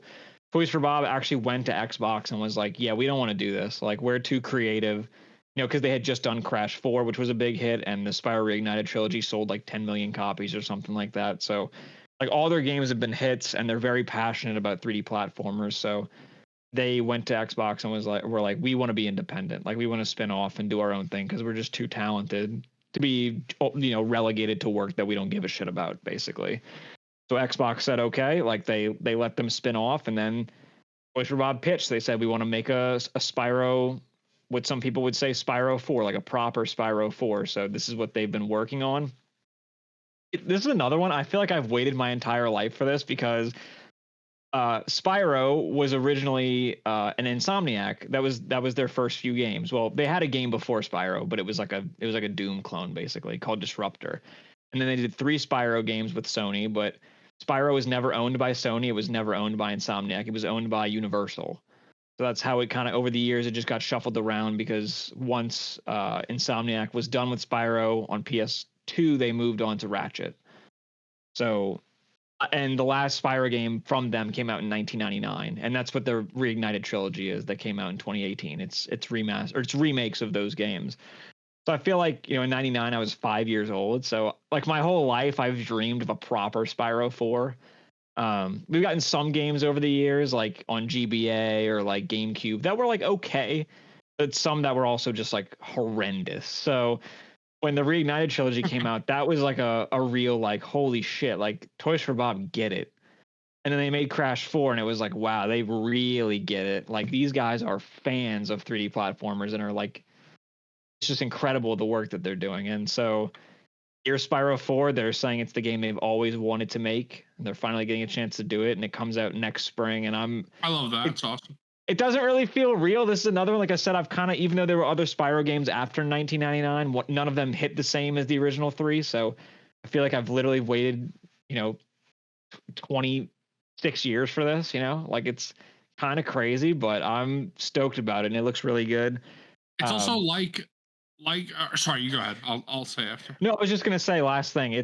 They're focusing on flying in this game too. It's gonna be that looks so cool. I love that. They're not getting rid of like the traditional you jump around and collect gems like Collectathon like Spyro is, but apparently from what they've said, there's gonna be it's gonna be like kind of open, and the way that you get around from place to place is it's kind of like you're gonna use Spyro's flame breath to hit like a campfire, which will like blast your momentum upwards. So I imagine it's going to be like, that's how you explore and get to other areas where you then will like get back on your 4 feet. And then, so it's like flying from place to place, but then it's like your traditional collectathon and still platforming, like once you get to other places, but it seems like it's going to be pretty big. So yeah, that's awesome. And the trailer, by the way, I haven't even checked, but as of a few days ago, it was at 16 million views on YouTube, which is crazy. The Reignited trilogy never even got that like many views. Like people are really excited for this, and as like a longtime Spyro fan who has always wanted to come back in a proper way and to continue, I'm so stoked. It's kind of like unbelievable, to be honest. Just like I watched the Bond movies and then played the Bond game as a happy accident, not intentionally. This was me with Spyro. Last year, I played the 3 Spyro remakes, and I did it. T-Mac watched me play them, and he helped me if I got stuck. That was a lot of fun. I had a lot of fun doing that with him. And now there's a new one, so that's awesome. Because I probably would have still been interested because I was always interested in Spyro. I played one as a kid. I don't remember which one, but I played a Spyro game. Still, even after I played it might not have been one of those. Who knows? It could have been one of the other ones. But I always liked it. So, and I bought the remaster when it came. Remake. I keep saying remaster. I bought the remake when it came out. Just didn't play very much. Mostly played the first one. But then when I did this, when I met T-Mac, and he was a huge fan, and he got me back into it, and that was a lot of fun. So I'm excited for the sequel. Very much so. Yeah, I replay the original 3 every year. Like I always do a run because it's like those are games that I know like the back of my hand. So it's like I can run through them, and then I obviously I love the Reignited trilogy as well. But those originals, kind of like what Psycho was saying with Resident Evil 4, it's like there's just something about, and I'm sure it's a lot of nostalgia, but it's something about that chunky PS1 platformer. I adore it so much, and the Reignited is excellent, but I love going back to those old ones. I keep my PS2 hooked up just to play them. So, well, the last game of the showcase we have is Gears of War E-Day. It wasn't the last game they showed actually, because it was Call of Duty, but I don't think any of us have anything to say about that really. It's cool that it's Modern Warfare against a Korean enemy, if I remember correctly. Forgone, am I right? Yeah. So that's pretty interesting. But they're coming. Yeah, there's guns, bro. To make sure. What they announced that Call of Duty isn't going straight to Game Pass. It will be a year later, which honestly I'm fine with that. I'll just play them a year later because I don't really care about Call of Duty in that way. I still like Call of Duty, but I don't need to play it on release. It doesn't bother me. But yeah, Gears of War. Surprisingly, I don't have much to say about this. I played Gears for the first time last year to this year, was like in the middle. I think it was last year, August maybe. I don't remember when it was, but I played it with Mr. Coffee, who people watching probably know. But I had a lot of fun. I liked them more than I thought I would. I thought they were better games than I thought. I still don't think they're like pinnacle of gaming or something, but they are better than I thought. I think they're like closer to Halo than I give them credit for. I used to think that like Halo was like heads and shoulders above a lot of the other Xbox exclusives, and that may be not really the case. That just might be like personal how I felt at the time. So, but I enjoyed the Gears games a lot. Characters were very nice, so it's cool to see, what characters, how like seeing them on. For people who don't know, E-Day is like the start of like the Gears. I don't know what you want to say, like the apocalypse in Gears, like when all of everything went down.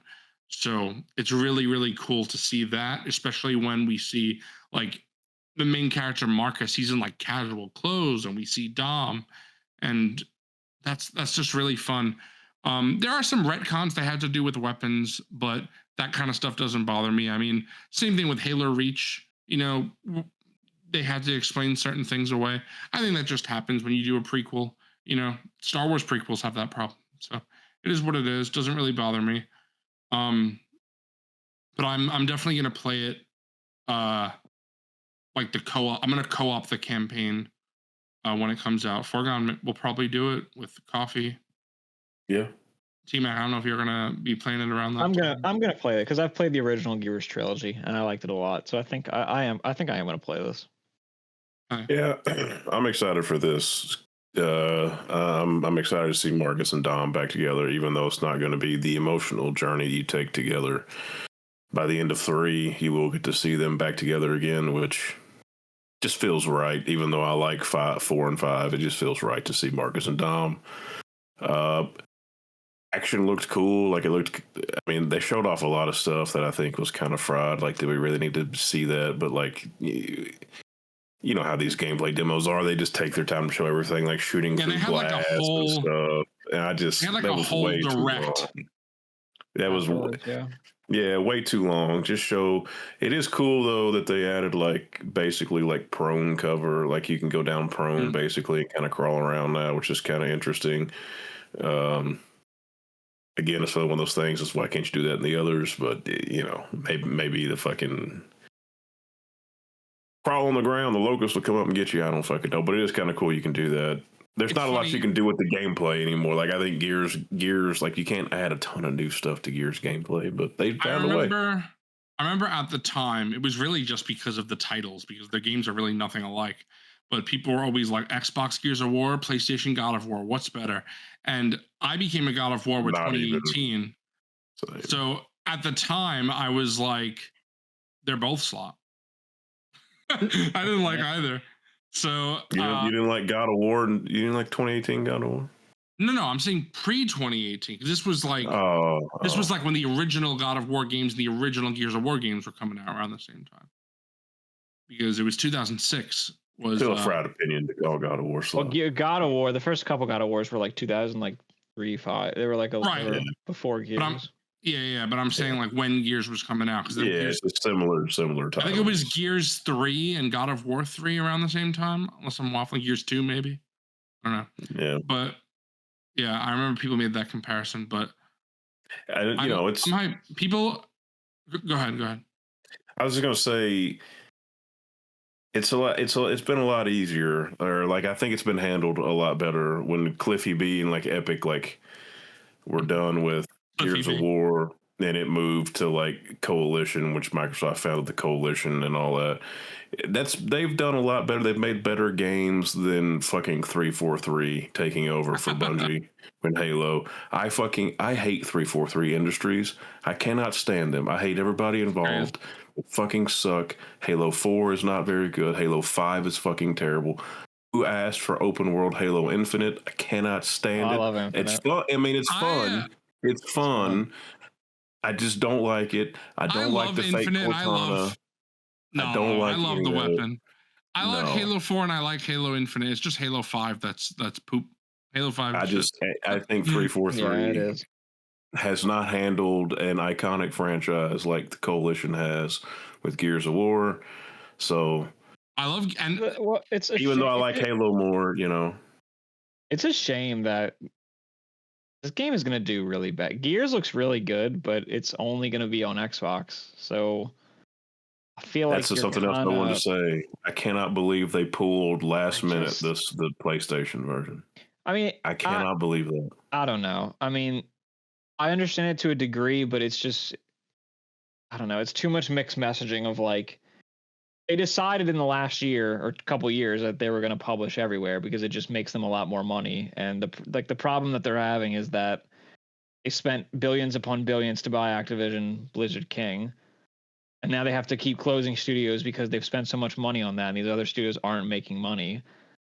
So it's like, well, what's the solution? It's like, well, we should put other games in other places because no one's really buying the hardware either.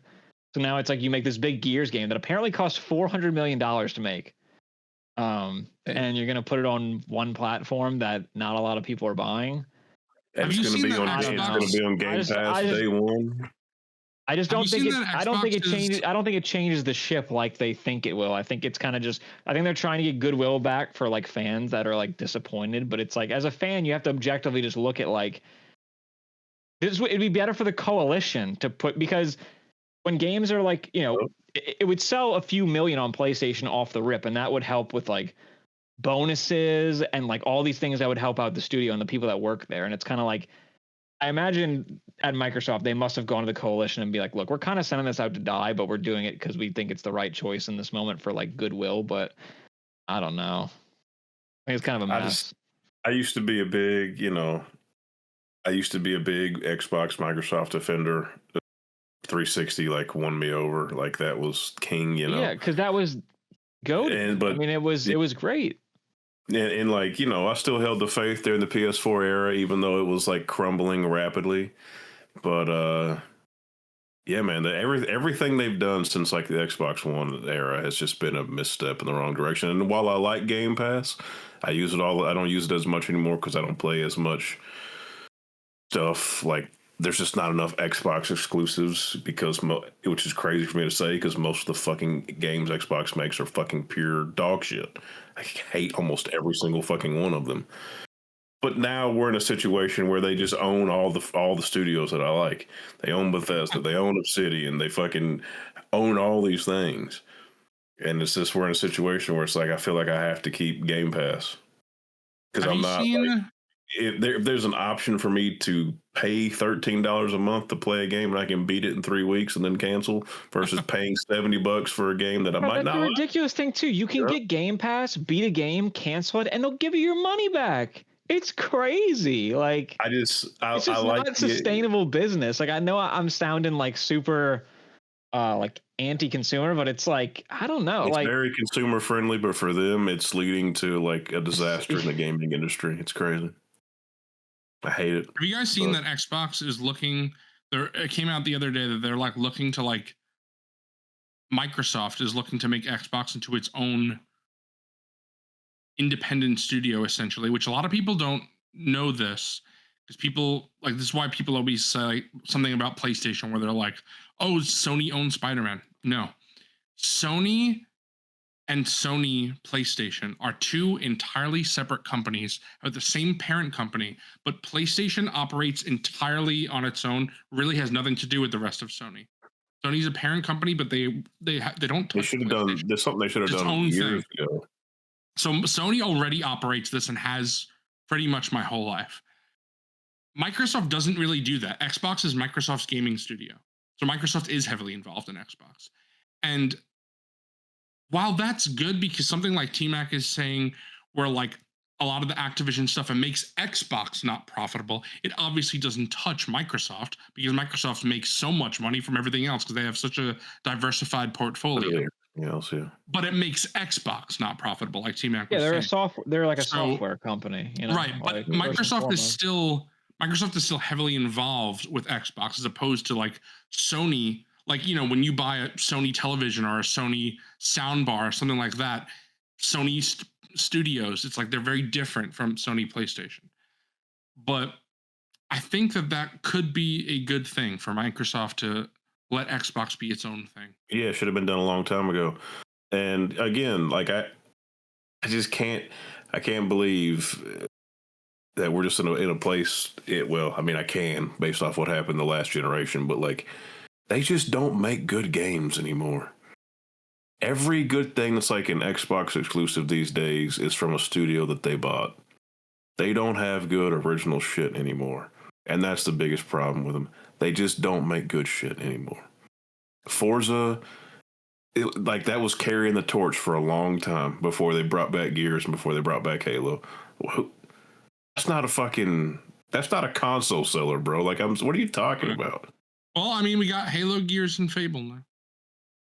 None of those will sell consoles. None of those. Especially when your console is going to be $1,200 with no disc drive, that's not selling. Well, that's a whole other story. We can get into that at some point.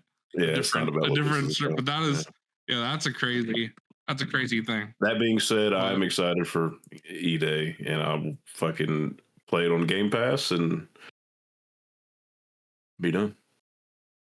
Our last conference is Nintendo's Direct, and I feel like we'll breeze through this because it's really like one thing each that we really want to talk about.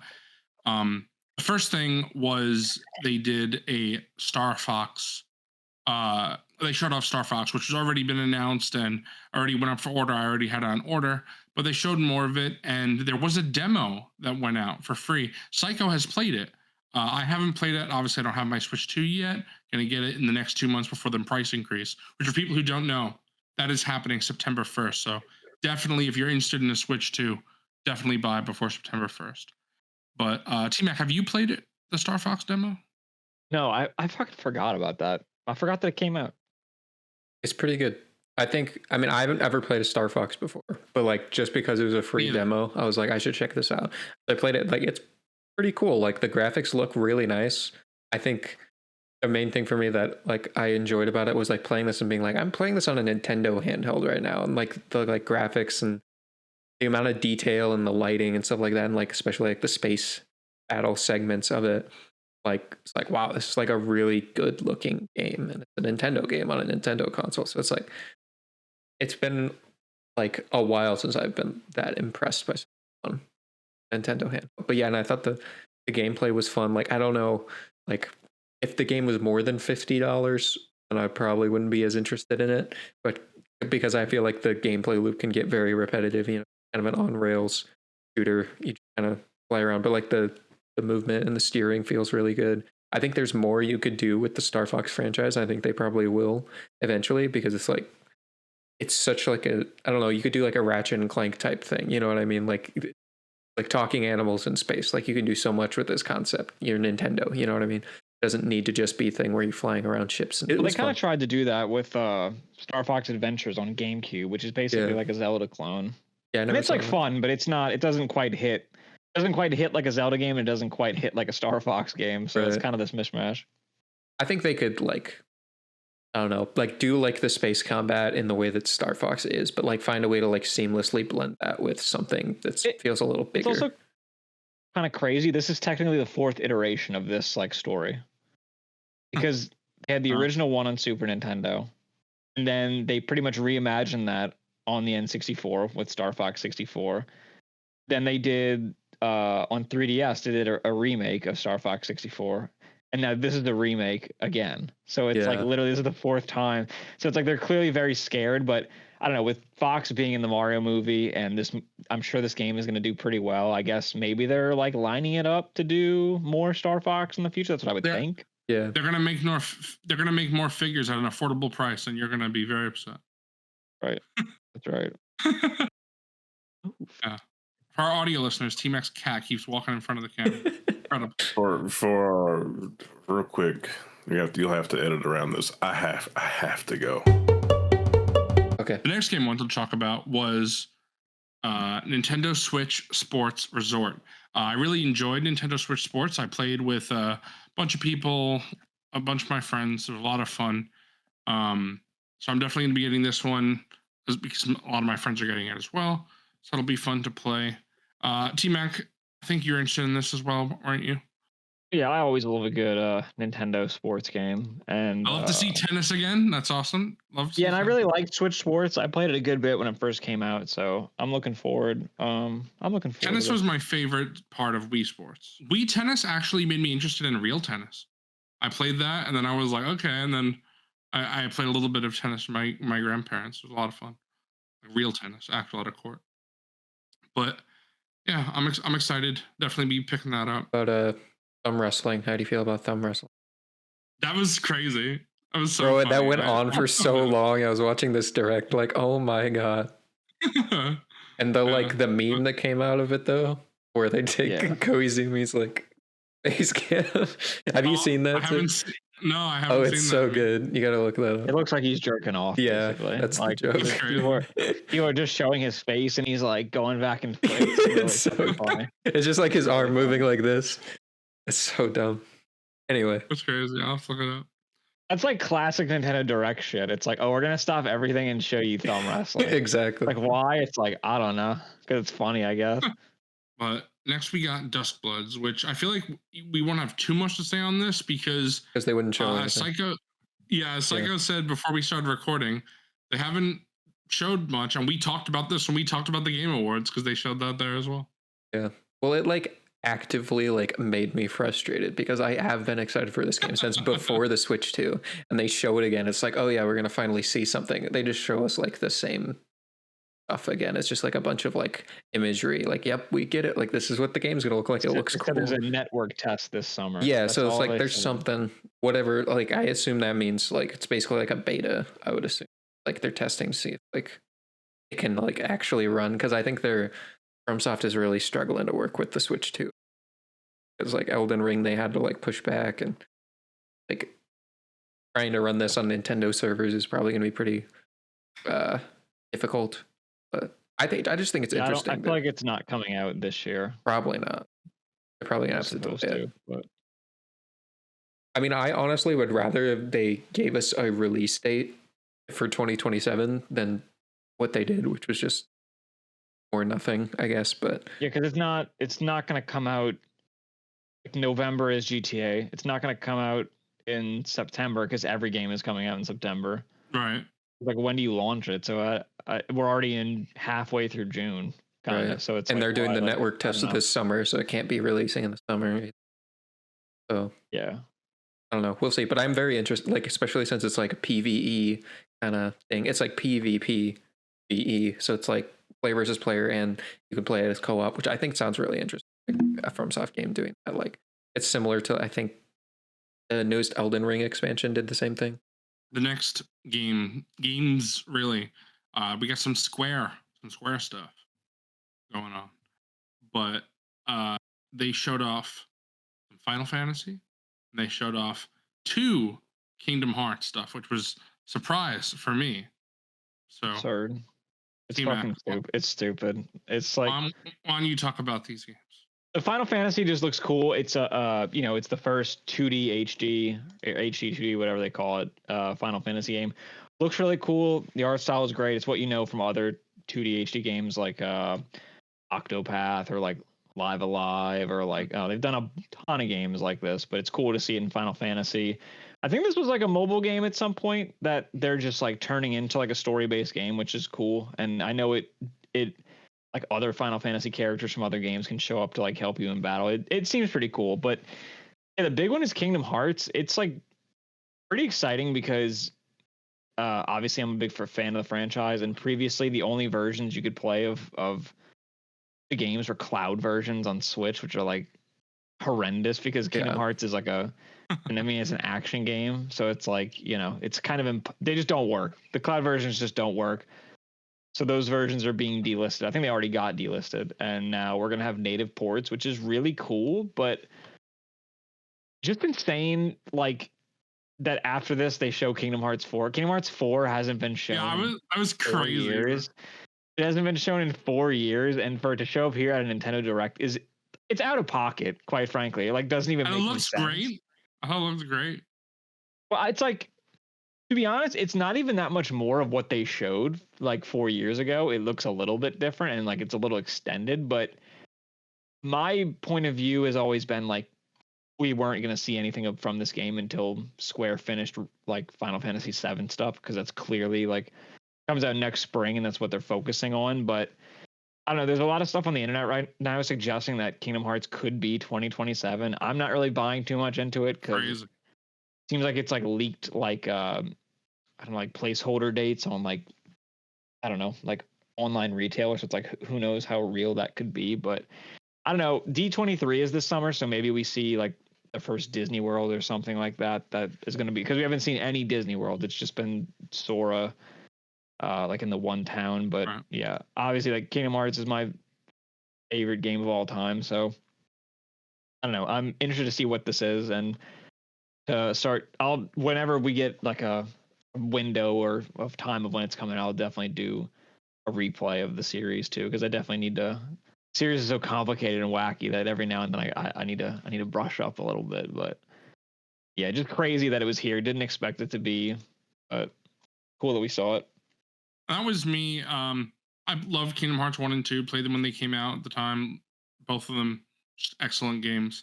And then I played 3 thinking I could, or I tried to play 3. I was thinking I could just jump in. And then I was like, very quickly early on, I was like, nope, I can't. Because the spin-offs are not really spin-offs. They're important to the story. Everything is. You must play every game to understand. Yeah. Eventually, I'm going to be playing the, I don't know what they're called, 2.8, whatever the heck. It's crazy what they're 1. called. 1.5, 2.5, 2.8 collections. Yeah, so I'll be playing those for sure. It'd be nice to replay 1 and 2. I've played them a couple times each, but I have never played a remaster. So, well, that's not sure. I did play the PS3 remaster of 1. Yeah. That's also what's funny. It's like these games have been released so many times, re-released it so many times. It's like there's the PS3 collections, there's the PS4 collection. Well, there's 2 PS3 collections, because one was 1.5, one was 2.5. And then when you get to PS4, they did those combined into one, and then the 2.8 collection, which were games that hadn't been re-released yet. So it's like it's insane. It's so much, but I love it. To end the Nintendo Direct, music started, and it was The Legend of Zelda: Ocarina of Time remake, which was leaked not that long ago. But I'm super excited about this because I've never played this. So this will be my first time playing Ocarina of Time on the Switch 2. It'll probably be my first Zelda game since Twilight Princess as well, because I had never played Skyward Sword, or Breath of the Wild, or Tears of the Kingdom. So it'll be my first since Twilight Princess. You have so much peak to catch up on. You have so much good shit to play. I wanted to play Breath of the Wild sometime last year, and then T-Mac like begged me. He's like, "Don't, please, just wait till you get a Switch 2. It's gonna look so much better." And then T-Mac, I never told you this. I forgot. Psycho told me. Oh, you can't tell him news this. For you.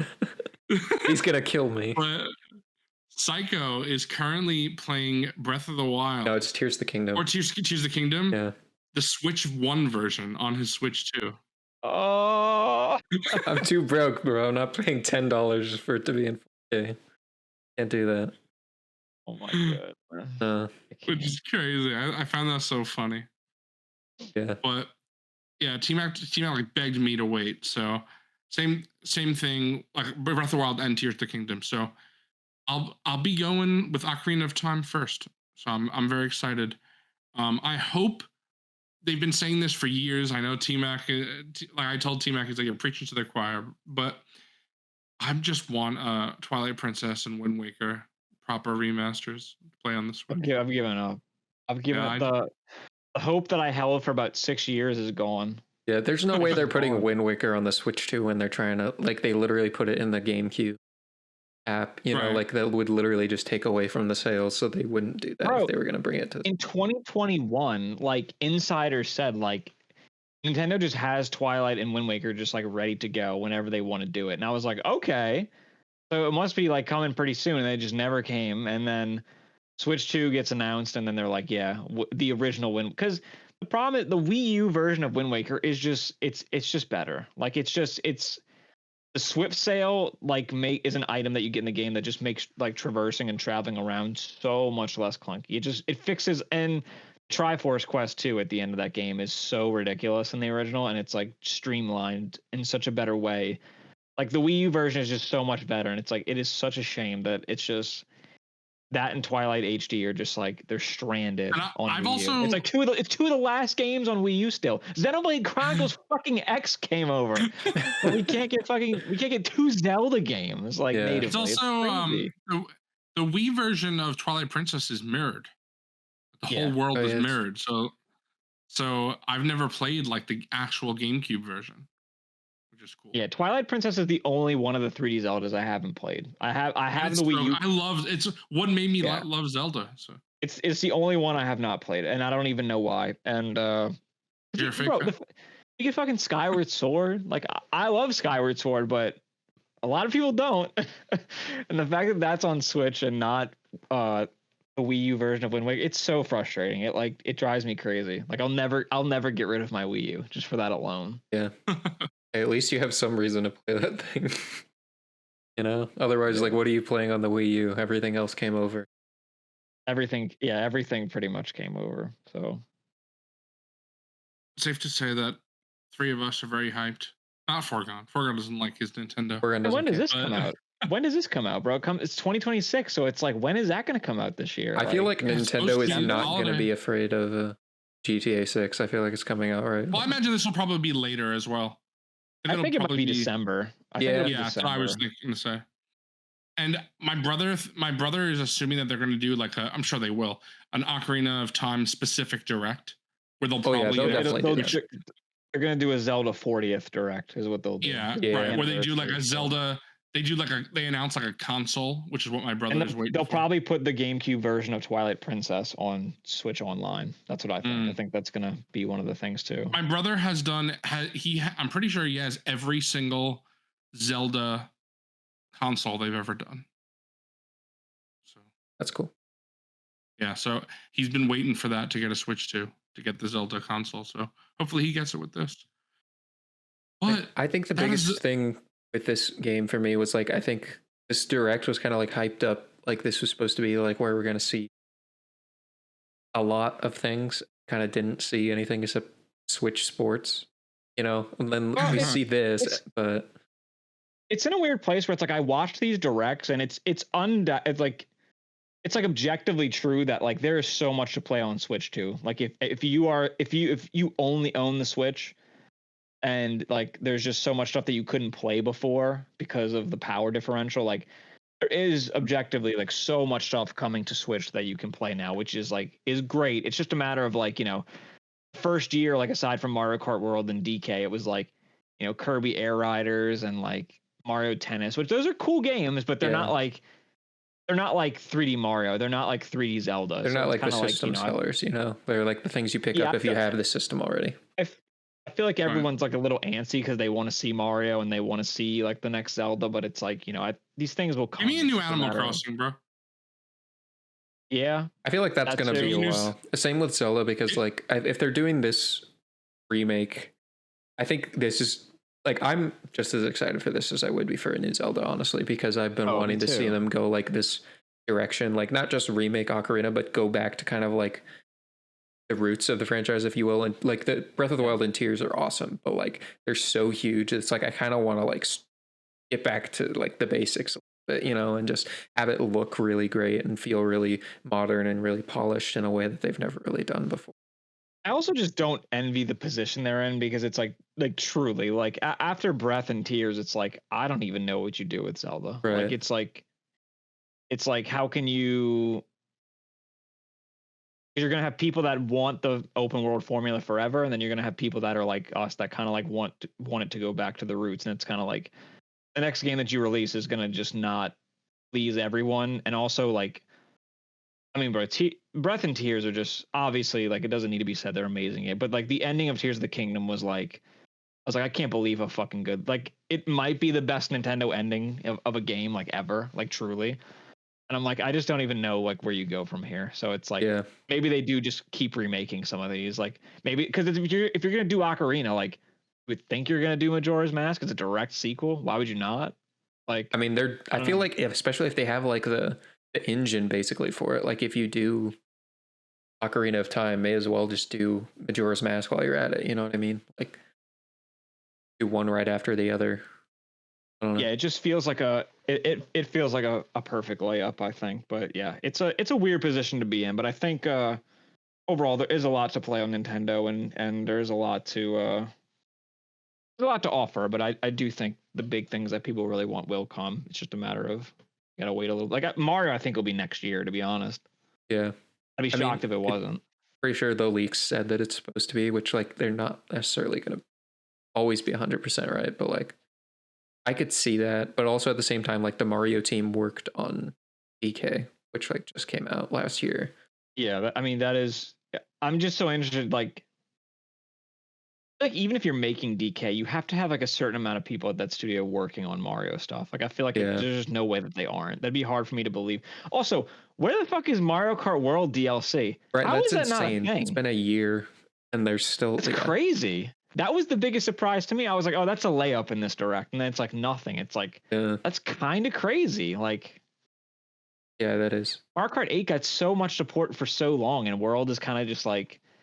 People are already kind of like whatever with World. Like I thought it was great, but like I understand people generally like 8 better, which I get. But it's like you could do so much with World. You've already built the world. Like you've built this open world. Like just add like more stuff to do in it, or add more cups. Like I think like one of the big things like they need to do is like justify the existence of the open world segment. You know, I think the problem is like it feels like this extra mode that's tacked on, like the free roaming. It doesn't feel like it's the selling point of the game, and at the same time, it feels like the least interesting part of the game. It feels like an afterthought. I think that's a big problem. And I think what it was they were wanting to go for, like I've heard a lot of, different people kind of reiterate this point of like Nintendo wanted this to be the Breath of the Wild for this console, to be like this big open world game that sells the console. And it's just not really doing. I mean, obviously the console is selling really well, but it's not like scratching that same itch, that Breath of the Wild did, because that's not really the kind of game that it is. Like it's a good Mario Kart game, but it's not like, it isn't what Nintendo wants it to be like. Yeah, I agree. I mean, there's a lot more that they could do with it. Like even like the open world for me, I think is cool because I like just driving around and like doing the little like challenges and just listening to the music. Like there is something like I do love doing that, but it's like at a certain point you can't do it for like months and months and months and months. Right. Like I did it for probably like 2 months and then I got bored of it and now I never do free roam. Yeah. So, I hate that it's so much more. I hate that it's so much more expensive physically as well. That's something that I bought, Mario Kart 8 when it came out, or when I got a Switch, whatever. I don't know. Did it come out before or after Smash? I don't know. Before it came out. It came out like right after the Switch had launched, pretty much. It wasn't like a launch game, but I think it came out like maybe. It was like early 2018. I think it was 2018. I bought it then not long. I bought it like pretty much right when I got a Switch then, around that time. And I won't be doing that with the new one because I don't like how expensive it is. And also I just don't see myself super interested. I'll be getting it at some point for sure. I like the idea of an open world. That's cool. But it's like there are so many other Switch games that are more of a priority right now that I want to play. Not to mention all the Switch games I have, like I said, Breath of the Wild and Tears of the Kingdom. But I'll definitely, I want to play Donkey Kong. Ocarina of Time is obviously coming out. So Star Fox, you already bought Star Fox? Yep, already bought Star Fox. Yeah, Mario Kart 8. Mario Odyssey, I haven't played. The Switch launched on like April 3rd, and 8 came out April 28th. So it was a few weeks after. I'm excited for Ocarina of Time. That's where this whole thing. It's crazy. I feel like that was the most exciting. I mean, obviously they knew that was the most exciting, but there really wasn't much else that was exciting in that direct for me. It's funny, we talked about like the actual direct for like 10 minutes. And then we just waffled about Nintendo for another 10. Yeah, that's what happens. Yeah, that's it. Those were the 4 gaming conferences. Revealed a lot of cool stuff, a lot of stuff that we knew about shown, some new stuff. So had a blast. That's why we wanted to do this episode. There were 2 things I just wanted to talk about real quick that weren't conferences. They weren't at any of these conferences, but they were announced during them. Is Planet Zoo 2, which I'm very excited for.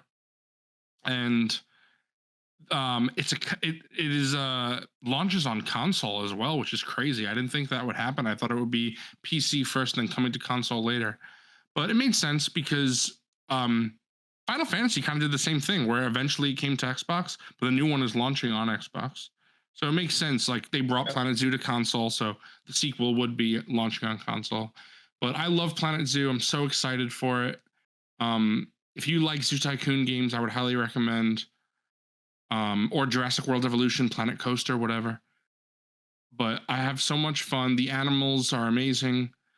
When the game came out, some of the animals had more of a kind of cartoony style, just a little bit. But then they quickly changed that with the DLC. But so some of those early animals, they didn't look like up to the same standards as everything else.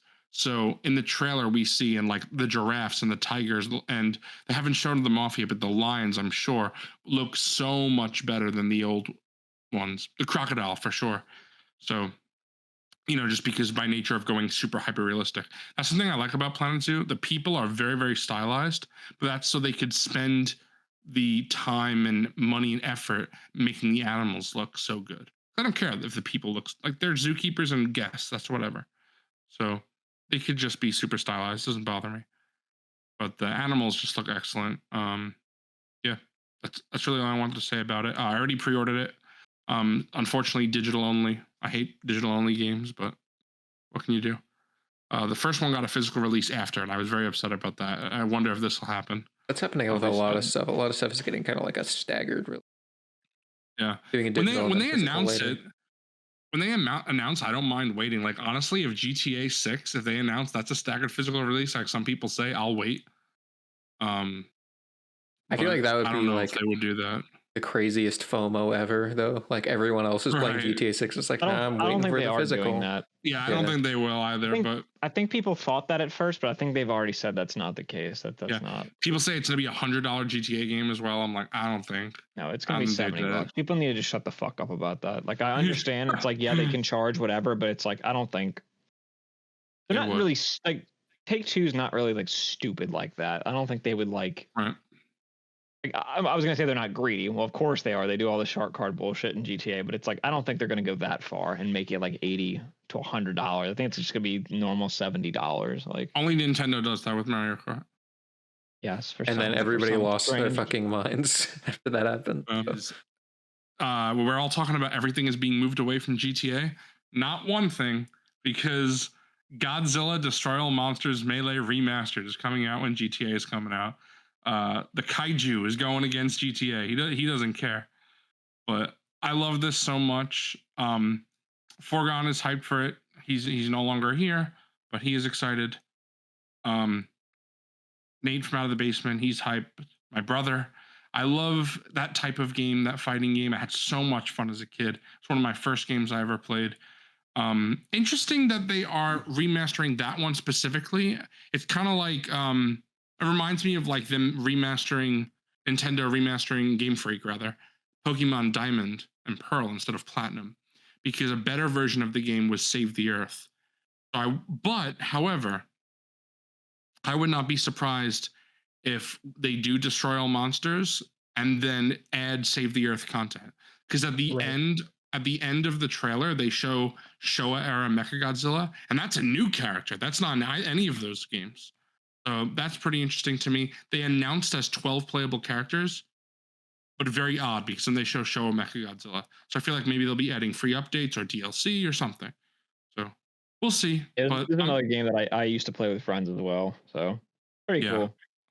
I had a lot of fun as a kid. I'll definitely be playing it with my brother as well, but also with any friends that get it. But that is it. Talked about a bunch of games today. We did. And this is definitely going to be our longest episode yet. Really? Oh yeah. Crazy. Like probably by at least a half an hour. I did really want to check real quick because we got to read the comments from the last episode 4 months ago.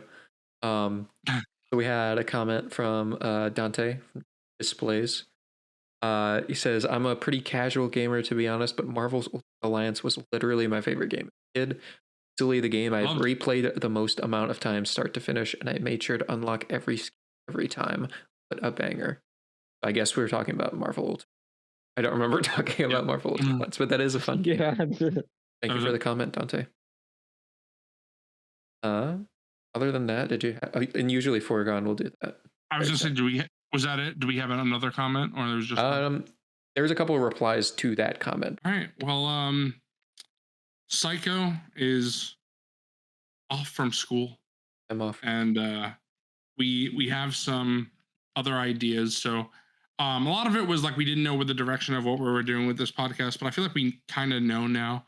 So like I said, this really isn't a monthly thing anymore, but we'll probably be doing one next month or sometime this summer.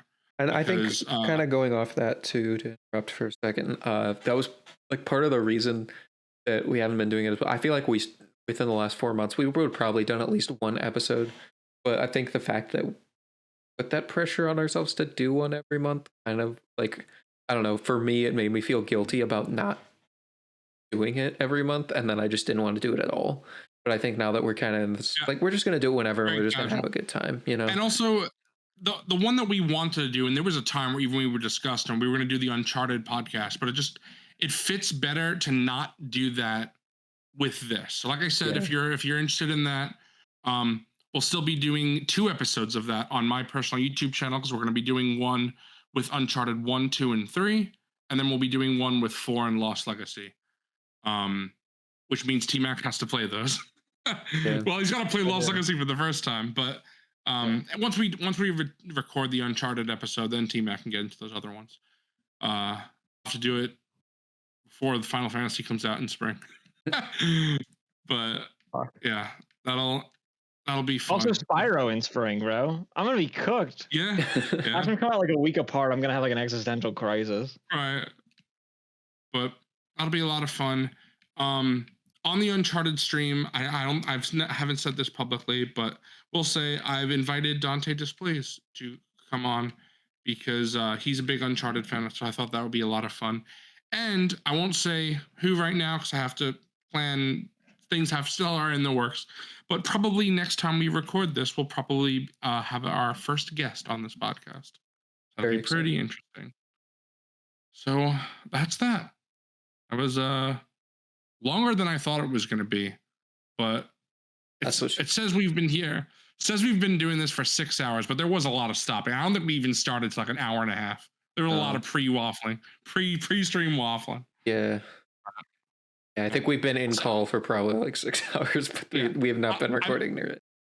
I'm interested to see how long this podcast winds up being. I think it's probably going to be like between 3.5 and 4 hours. I don't know though. I haven't checked because we've started and stopped the recording so many times. So I don't know exactly how long we've been recording. Yeah. We'll see. All right, everyone.